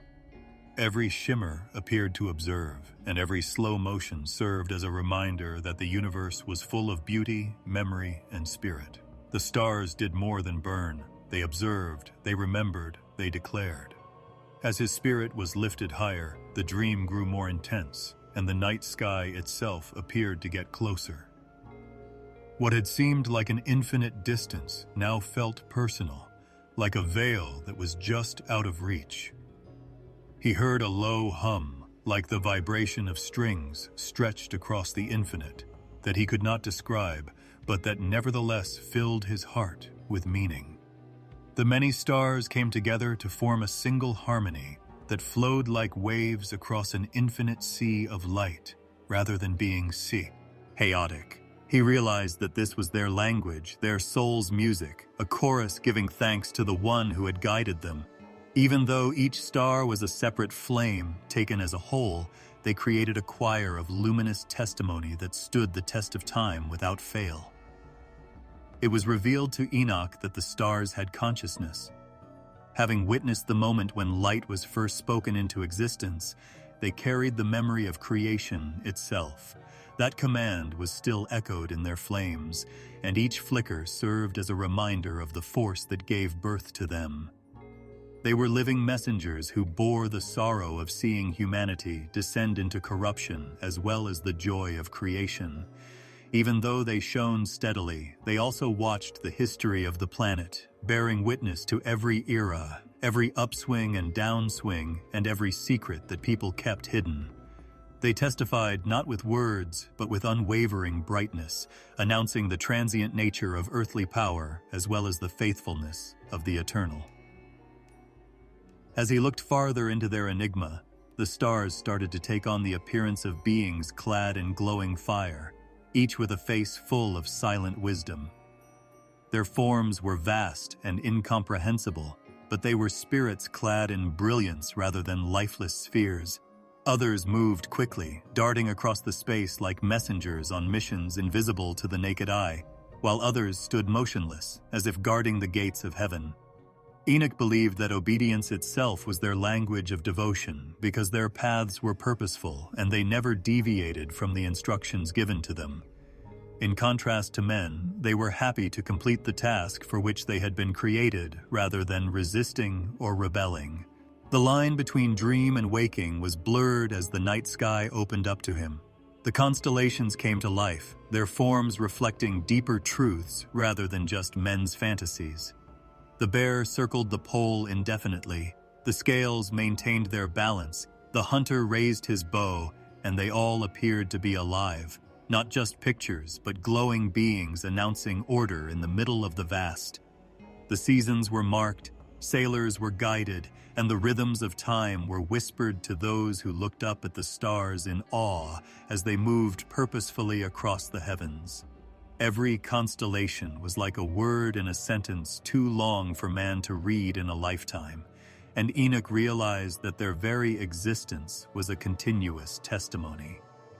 He was informed that the stars were witnesses to both creation and judgment. They had seen the Watchers descend, abandoning their stations to mix with flesh, crossing the lines that had been established for them. Since they themselves remained resolute in their obedience, the stars above watched the rebellion with silent sorrow rather than faltering in their courses. Their loyalty contrasted with the dishonesty of those who disregarded their designated positions. As a result, their brilliance served as both a warning and a consolation. A warning because it attested to the destruction that comes from disobedience, and a comfort because it spoke of order that never broke. As the night itself appeared to envelop Enoch like a massive cloak, the dreamlike vision continued to develop. He observed the stars traveling in rivers of light, vast streams traversing the heavens like bright highways that went on forever. Each path was precisely ordered, with some curving gently and others cutting boldly through the expanse. He saw innumerable hosts, each glowing spirit a part of a vast army of light within the great band of the Milky Way, which shimmered like a silver ocean. They marched patiently rather than with weapons, bearing witness through endurance rather than conflict, and their very being was a protest against evil. Then he realized why men had always gazed up in wonder. The night sky had the ability to calm a restless heart and remind tired people that life was about more than just themselves. This wonder was sparked by the stars' beauty, as well as the unspoken reality that their consciousness touched people's souls. Men had no ears to hear their chorus, but they knew the music in their hearts. Men sensed the echo of eternity in the silence and the light of the stars, the comfort that they were not alone and that people bigger than themselves were observing, remembering, and measuring them. Enoch noticed that only the Eternal knew the names of the stars. Their true identity was written in the tongue of heaven, despite the fact that men gave them titles and made up stories about them. Every star's name was associated with its function, testimony, and the location where it had been fixed from the start. It was not death when a single star fell or a fire streak burned through the night. Rather, it served as a reminder of the frailty of flesh in contrast to the tenacity of spirit.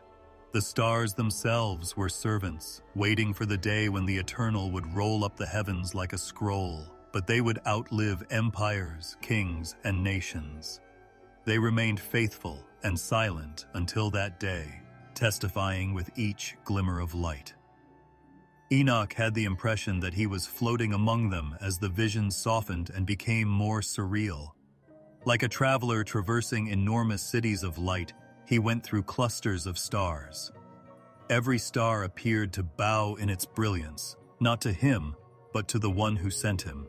The closer he got, the more he understood that their consciousness was inextricably linked to worship. Their fire was an unending prayer, their very being a hymn. Their eternity was longer than human minds could comprehend, and they never stopped or wavered in their devotion. He saw the stars as elder witnesses keeping watch over his brief journey rather than as equal companions. They would shine long after he was gone because they had witnessed his birth and marked his days. Even so, he was not saddened by this because he was reassured by their presence that nothing was lost, that everything was recorded in the sky, and that no life went unnoticed beneath their watchful eyes. In their eternal silence, the stars testified to both the glory of God and the history of humanity, with each soul resembling a fleeting spark reflected in their unending flame. So he was held in the dream, surrounded by stars, where the night was not dead but alive, and the silence was not empty but full of voices too big to put into words.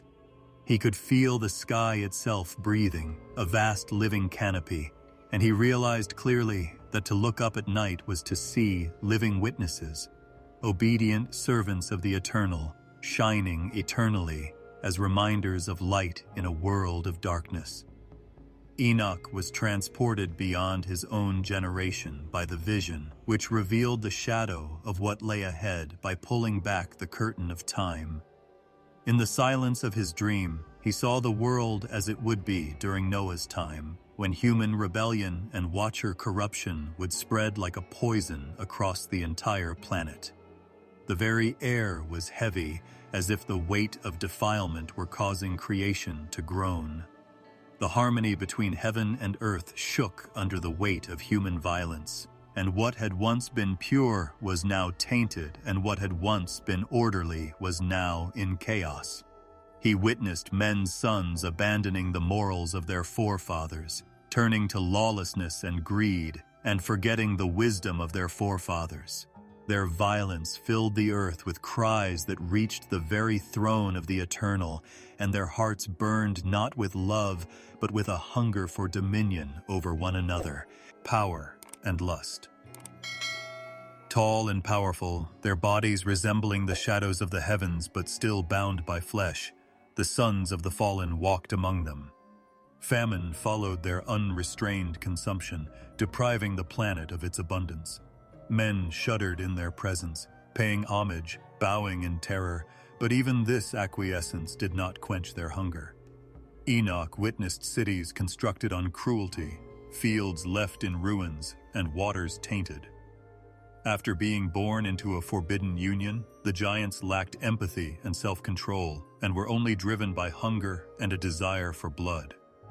Because they were born in defiance of the order of heaven rather than in accordance with it, their very existence tore at the fabric of creation.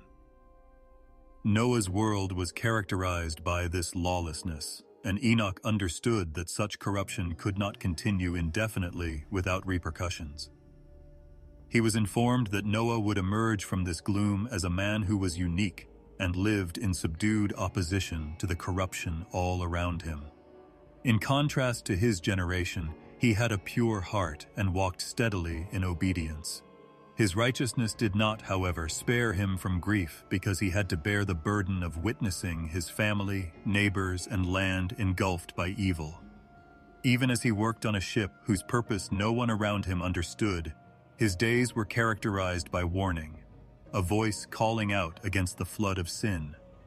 Enoch predicted that Noah would be ridiculed, that men who were unafraid of being judged would laugh, and that anyone who dared to walk in a different way would be scoffed at.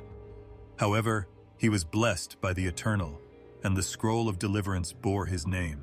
Enoch saw the actual flood play out in his mind like a real-life tempest.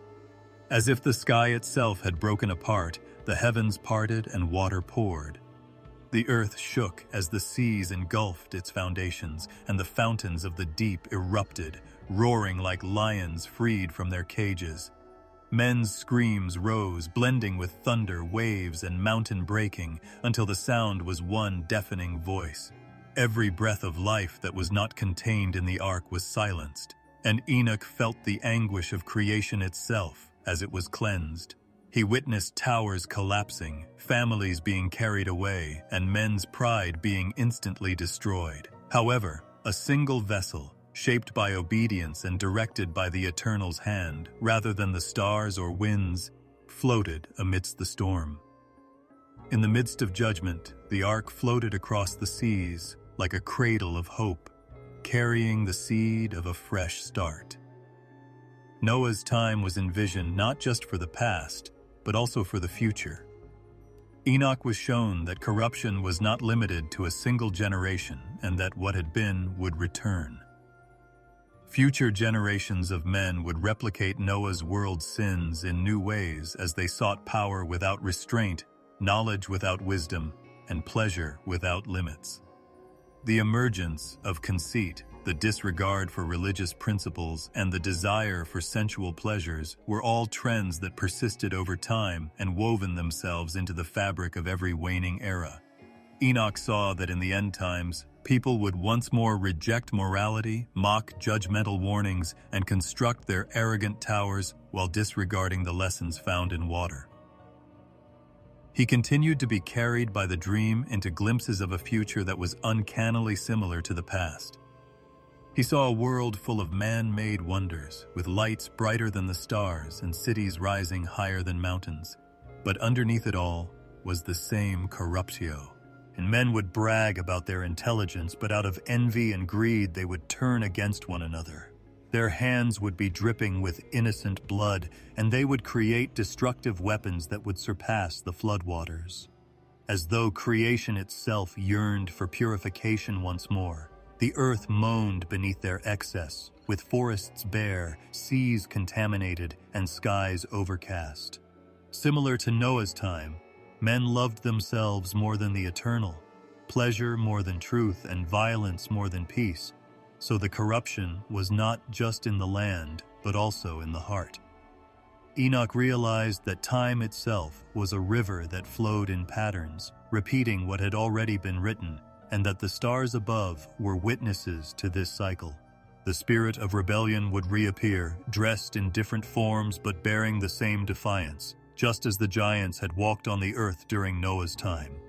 The warning was unmistakable. Judgment would come as surely as day follows night once corruption had reached its fullest. Water had caused the flood, but fire would purge the earth with an unquenchable flame in the following cleansing.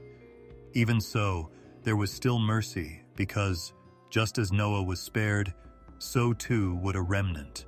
a people who clung to their moral principles in the face of sin, be kept safe. Enoch was troubled by the vision since he witnessed both the devastation and the obstinacy of humanity. He witnessed men's attachment to their idols, their resistance to correction, and the hardening of their hearts in the face of warnings. Noah's neighbors' laughter reverberated into the future, reflected in the contempt of those who made fun of the teachers, the prophets, and the voices that cried out in subsequent generations. The same blindness that refused to see the rising waters was present in the hearts of men who ignored the signs of decline in their own times. It was deliberate denial, a refusal to look at the truth, and a refusal to turn, not ignorance. Nevertheless, there was hope amidst the weight.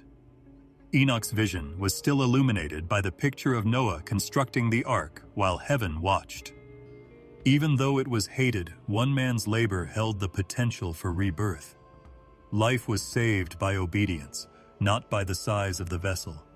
The Eternal had not deserted his creation and would not do so in the future. Mercy continued to flow with judgment, preserving, renewing, and reminding people that there was still a reward for righteousness. More than just wood and pitch, the ark came to represent endurance, trust, and salvation that triumphed over the storm. The impression lingered on Enoch's spirit like a scar, even after the vision vanished into silence. Noah's time was not confined to the past. Rather, it served as a warning to all succeeding generations. Even though there would be judgment and corruption, there would always be a ray of hope for those who followed the straight and narrow.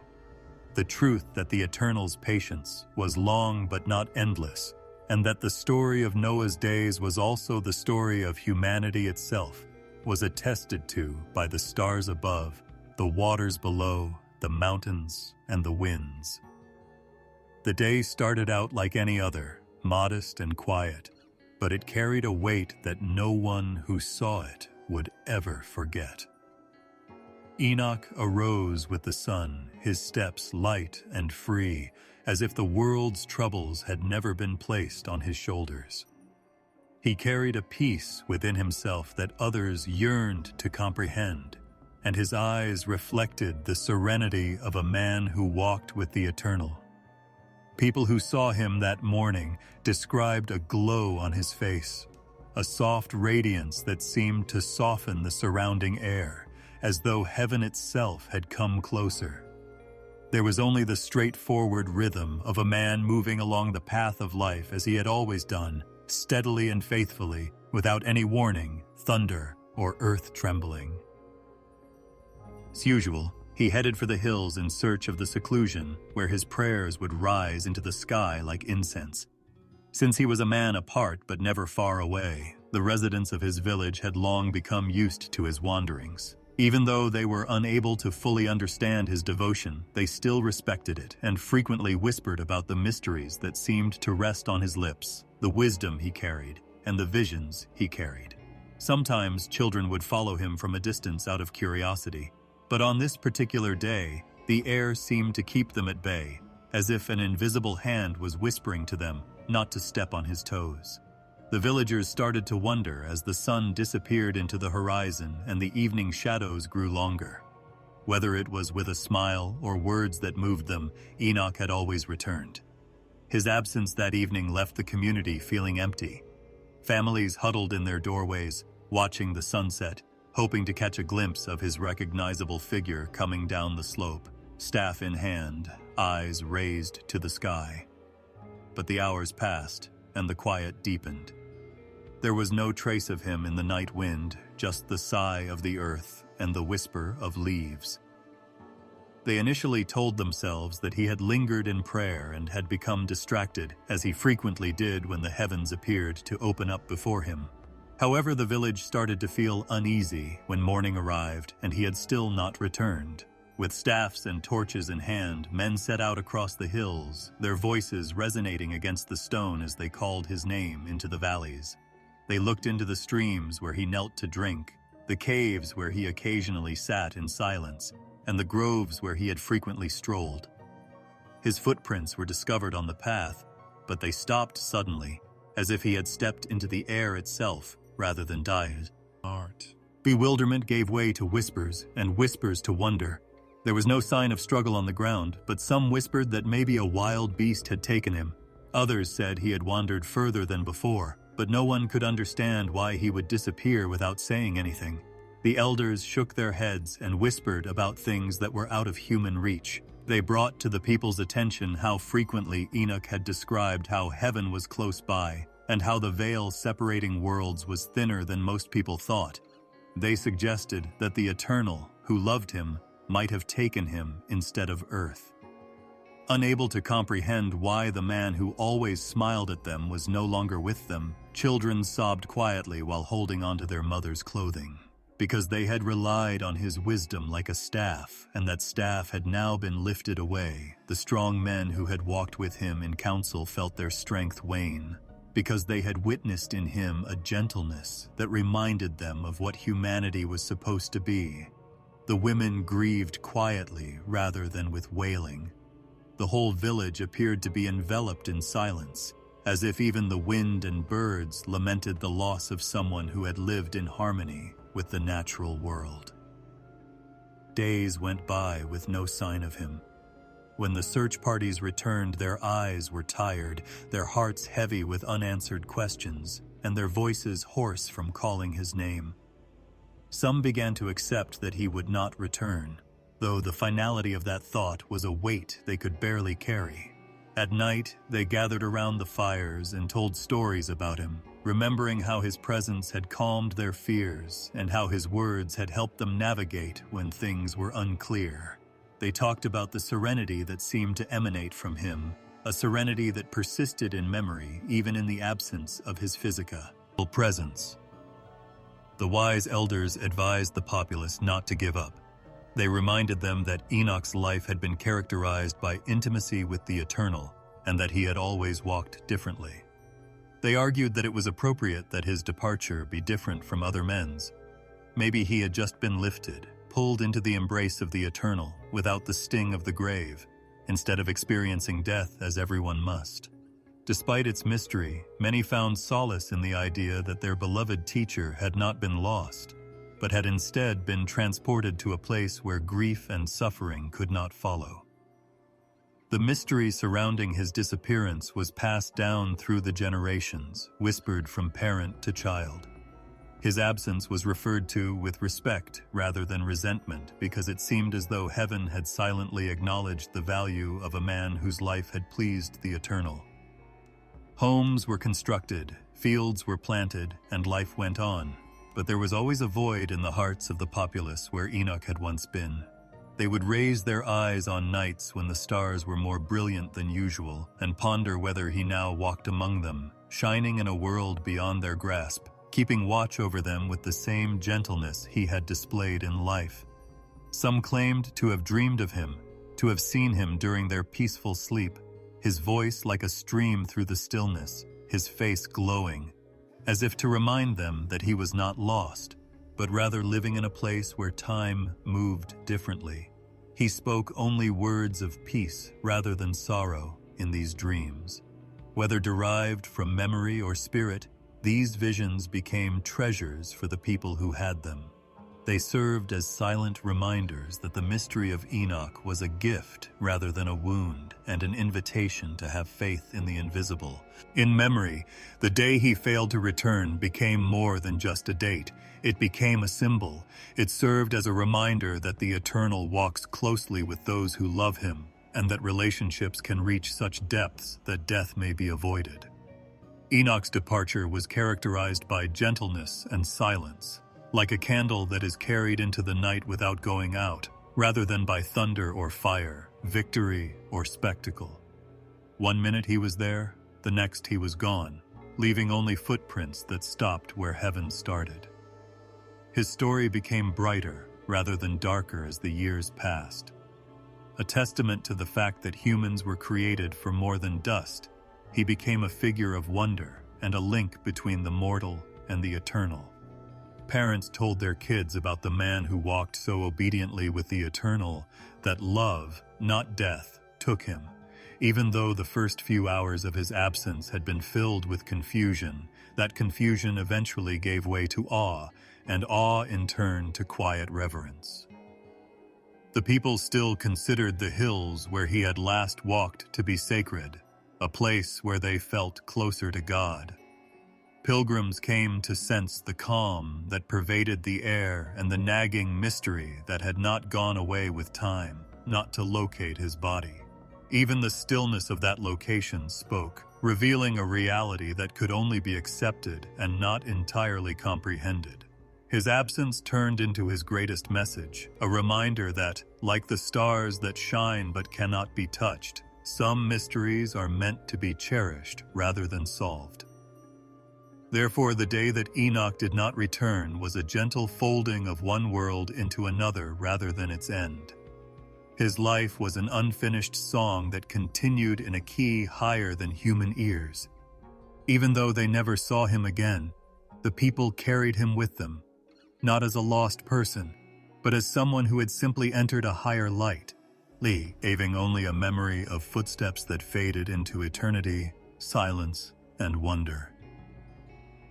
As though the world is holding its breath, the story fades into silence. The trembling of death did not frighten Enoch, who had walked with the Eternal One for a long time, as others had. His body did not grow tired from the years, nor did his steps falter with age. Instead, his walk continued as it always had, steady, patient, and gentle, until one day the path beneath him seemed to dissolve into something brighter, softer, and beyond the grasp of human eyes. Those who looked for him were unable to locate him because he had risen into the embrace of the invisible rather than falling into the quiet of the grave. It seemed as if his steps blended with the beat of eternity, and the earth, in its silent wisdom, let him go into worlds beyond time. There was no final farewell sound or wind-borne lament. It was as natural as a candle going out before the sun came up. His presence lingered like the scent of incense after the flame has gone out, but the people who once walked beside him only noticed that the space he occupied was suddenly empty. They realized that he had not abandoned them in grief, but had instead slipped into the eternal walk that starts where mortal journeys end. They recalled the serenity in his voice and the way he spoke of things beyond mortal reach. It was only fitting that, instead of facing death as an enemy, he crossed a threshold into eternal companionship because his life had been one of silent communion, a daily dialogue with the unseen. The route in front of him developed into a ribbon of light rather than a road of dust and stone, winding into horizons that no shadow dared to pursue. There was silence all around him, but it wasn't void. It was alive, like a hymn sung without words, full of the soft hum of creation. With each step, the burden of Earth's worries slipped farther behind him, as if he were being pulled by a hand he had known since the beginning. His breath mixed with winds that carried the scent of gardens beyond this world, and his heart beat in time with the eternal rhythm. The trip wasn't hurried. Time is not necessary for eternity. Every moment appeared to be uninterrupted and peaceful, like a river flowing.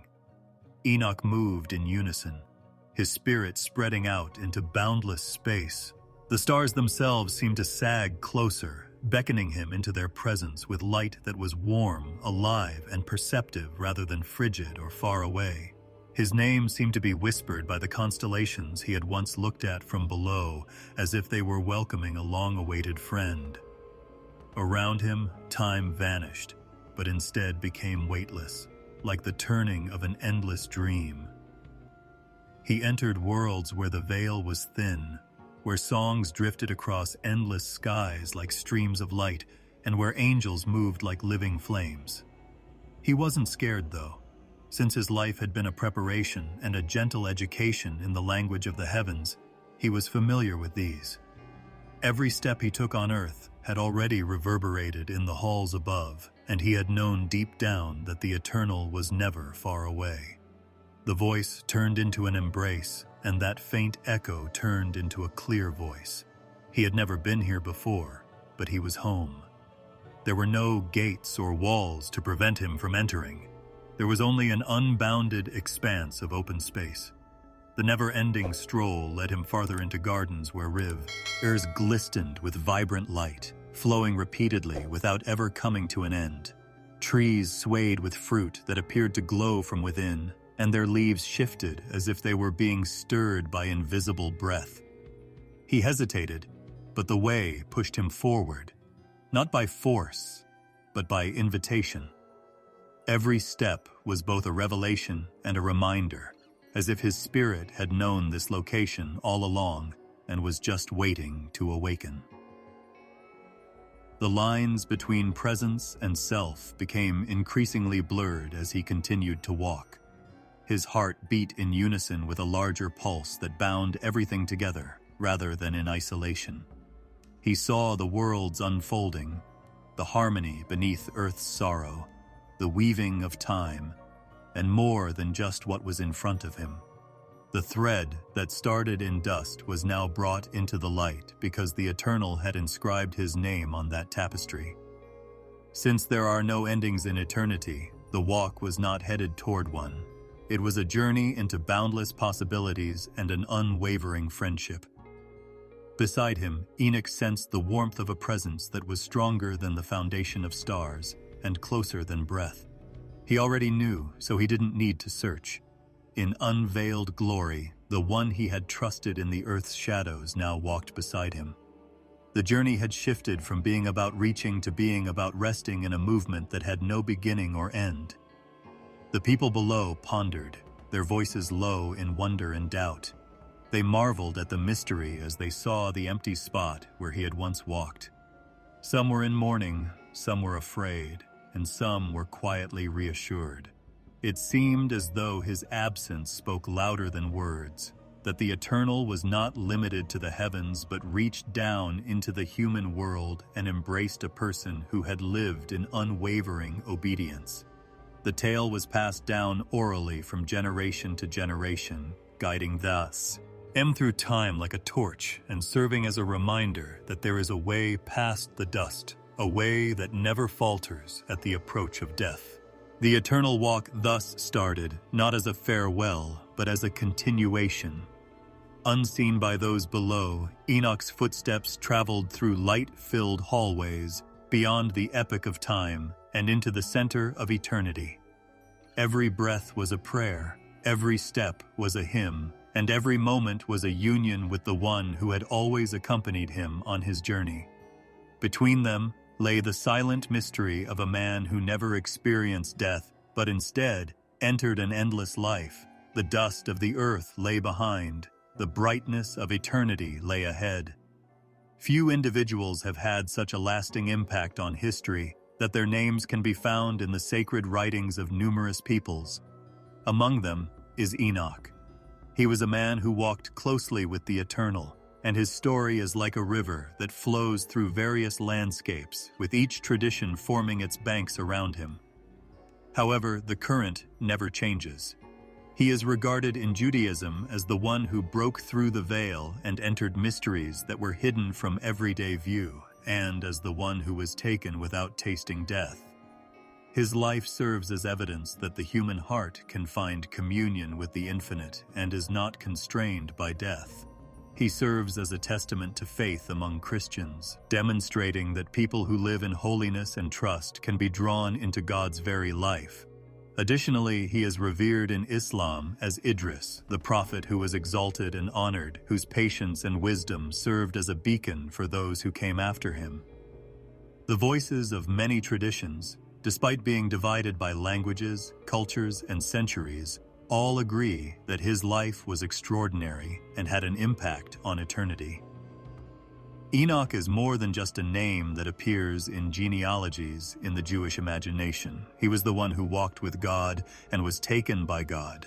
Large branches of interpretation grew from that tiny line that was tucked away in the old text.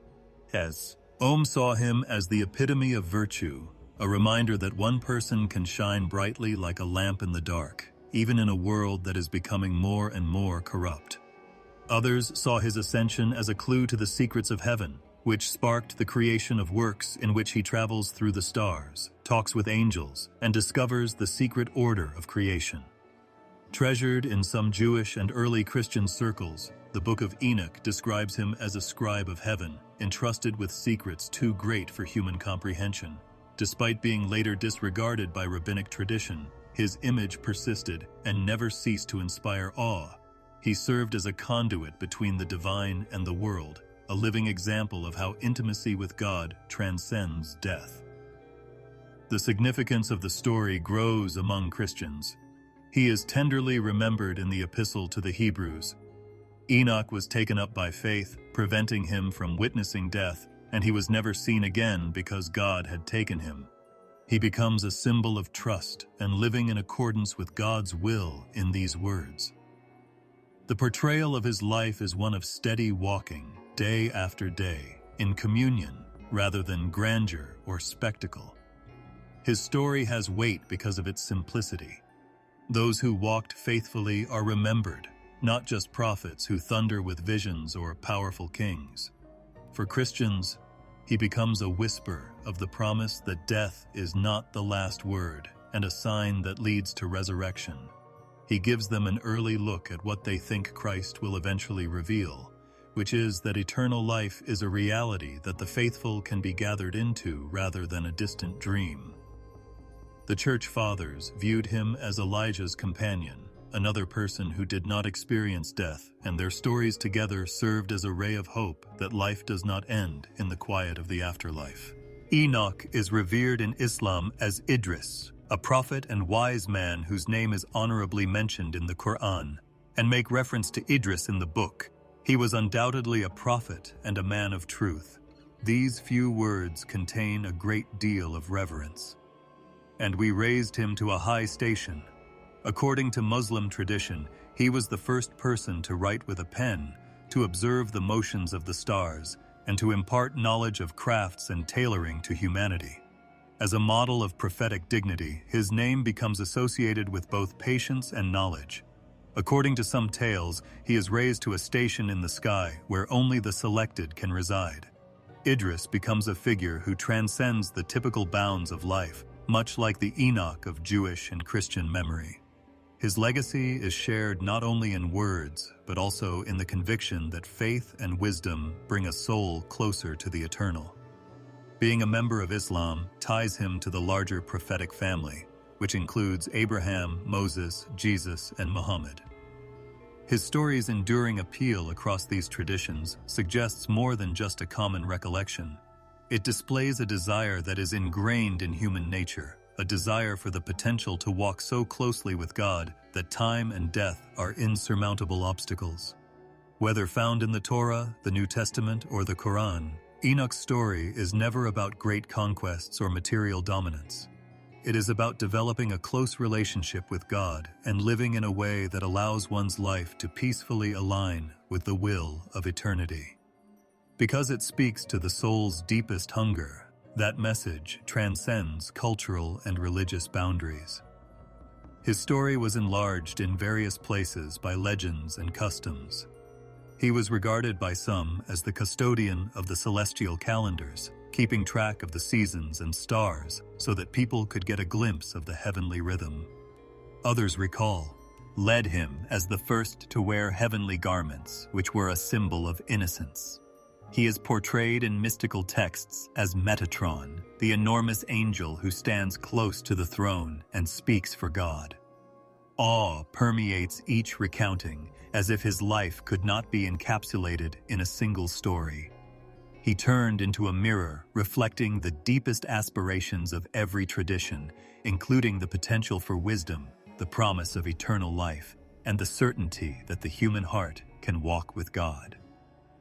His life's reverberations extended beyond the confines of the Bible. They had an impact on poetry, art, and creativity. He became a figure of hidden knowledge in Jewish mysticism, leading seekers through heavenly visions. He was depicted as being raised upward in Christian art, signifying salvation.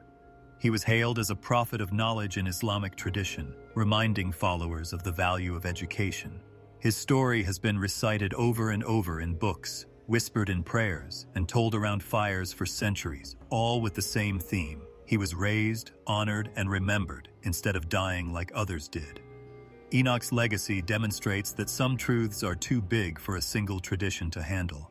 His tale resembles a tune performed on various instruments, with each religion contributing unique notes, yet the melody is always the same. It is the song of a man whose life had a purpose greater than himself, whose intimacy with God was preserved in memory after memory, rather than fading with time. Because of this, his name is still spoken by many people in a variety of languages across continents and centuries. He walked with God, and that walk continues to reverberate across religious boundaries and the passage of time, reminding people of what they most desire, a life near the eternal. Some journeys, like Enoch's walk, are said to never really end. He set foot on the earth long ago, in the peaceful days of the early world, just like any other man, but his steps had a different rhythm.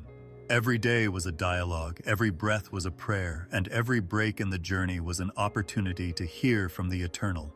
Others saw a man when they looked at him, but heaven saw a friend of God, a companion. When the time came, he was not lost, but rather gathered, not gone, but carried into a place beyond sight, because his life had become a melody of devotion and stillness that was so in tune with the invisible. He was, and then he was not, because God took him, according to the scriptures. However, there is a mystery that has persisted through the ages hidden behind that simplicity. The day his neighbors came looking for him and discovered nothing but silence where he had been, one can imagine that his walk continued. The trip went on, but this time the ground beneath his feet was eternity rather than earth. He continued walking deeper and deeper into a world where time itself is distorted, and day and night are engulfed in unending light. Perhaps it is appropriate that there is no written record of his final words or farewell, because Enoch's story was never about endings, but rather about continuing on, about what it means to be in perpetual communion even after death. People who wonder about the hidden mysteries of faith continue to talk about his walk in whispers, prayers, and their thoughts. The image of a man who never stopped walking appears in all ages and traditions. He doesn't remain motionless in myth, occupy a position of authority, or vanish into the past. As though his life were an unending voyage into the divine heart, he is constantly on the go and always in sync. When you think of him, you see a figure walking a path that extends past the star. His steps deliberate and slow, driven by love rather than haste. His story has a serenity that soothes the restless mind. Perhaps there is a lesson for everyone who yearns for peace concealed in Enoch's path if he could enter eternity without hardship or strife. It was the straightforward rhythm of a life lived near God, not great deeds, that led him on that eternal journey. His story serves as a reminder that achieving holiness is a daily journey, one breath, one thought, and one decision at a time, rather than a far-off mountain to be climbed. And the path opens into eternity, rather than ending at death, when the heart remains close and the steps are faithful. It is easy to imagine him even now when we close our eyes and allow the world to become motionless. A single person strolling through a field of stars, carefree, unhurried, and wearing light that never goes out. His face is turned toward what will always be rather than back toward what was. The quiet that surrounds him is fullness rather than emptiness, with God's silent presence permeating every area. Every step he takes is accompanied by the person who called him a friend, so his walk is never lonely. Thus, his tale lingers in the heart like a soft wind, leaving behind awe and silence. It doesn't ask for an explanation or answer all of the questions. Rather, it invites the listener to calm down by resting gently, akin to a lullaby at the end of a long night. Enoch continued to walk in God's presence. He might be motionless, his steps woven into eternity, his journey undisturbed, his tale unresolved. As time goes on, his journey serves as a reminder to everyone who hears it. Walking with the eternal, means that you will always be carried in peace, mystery, and boundless light.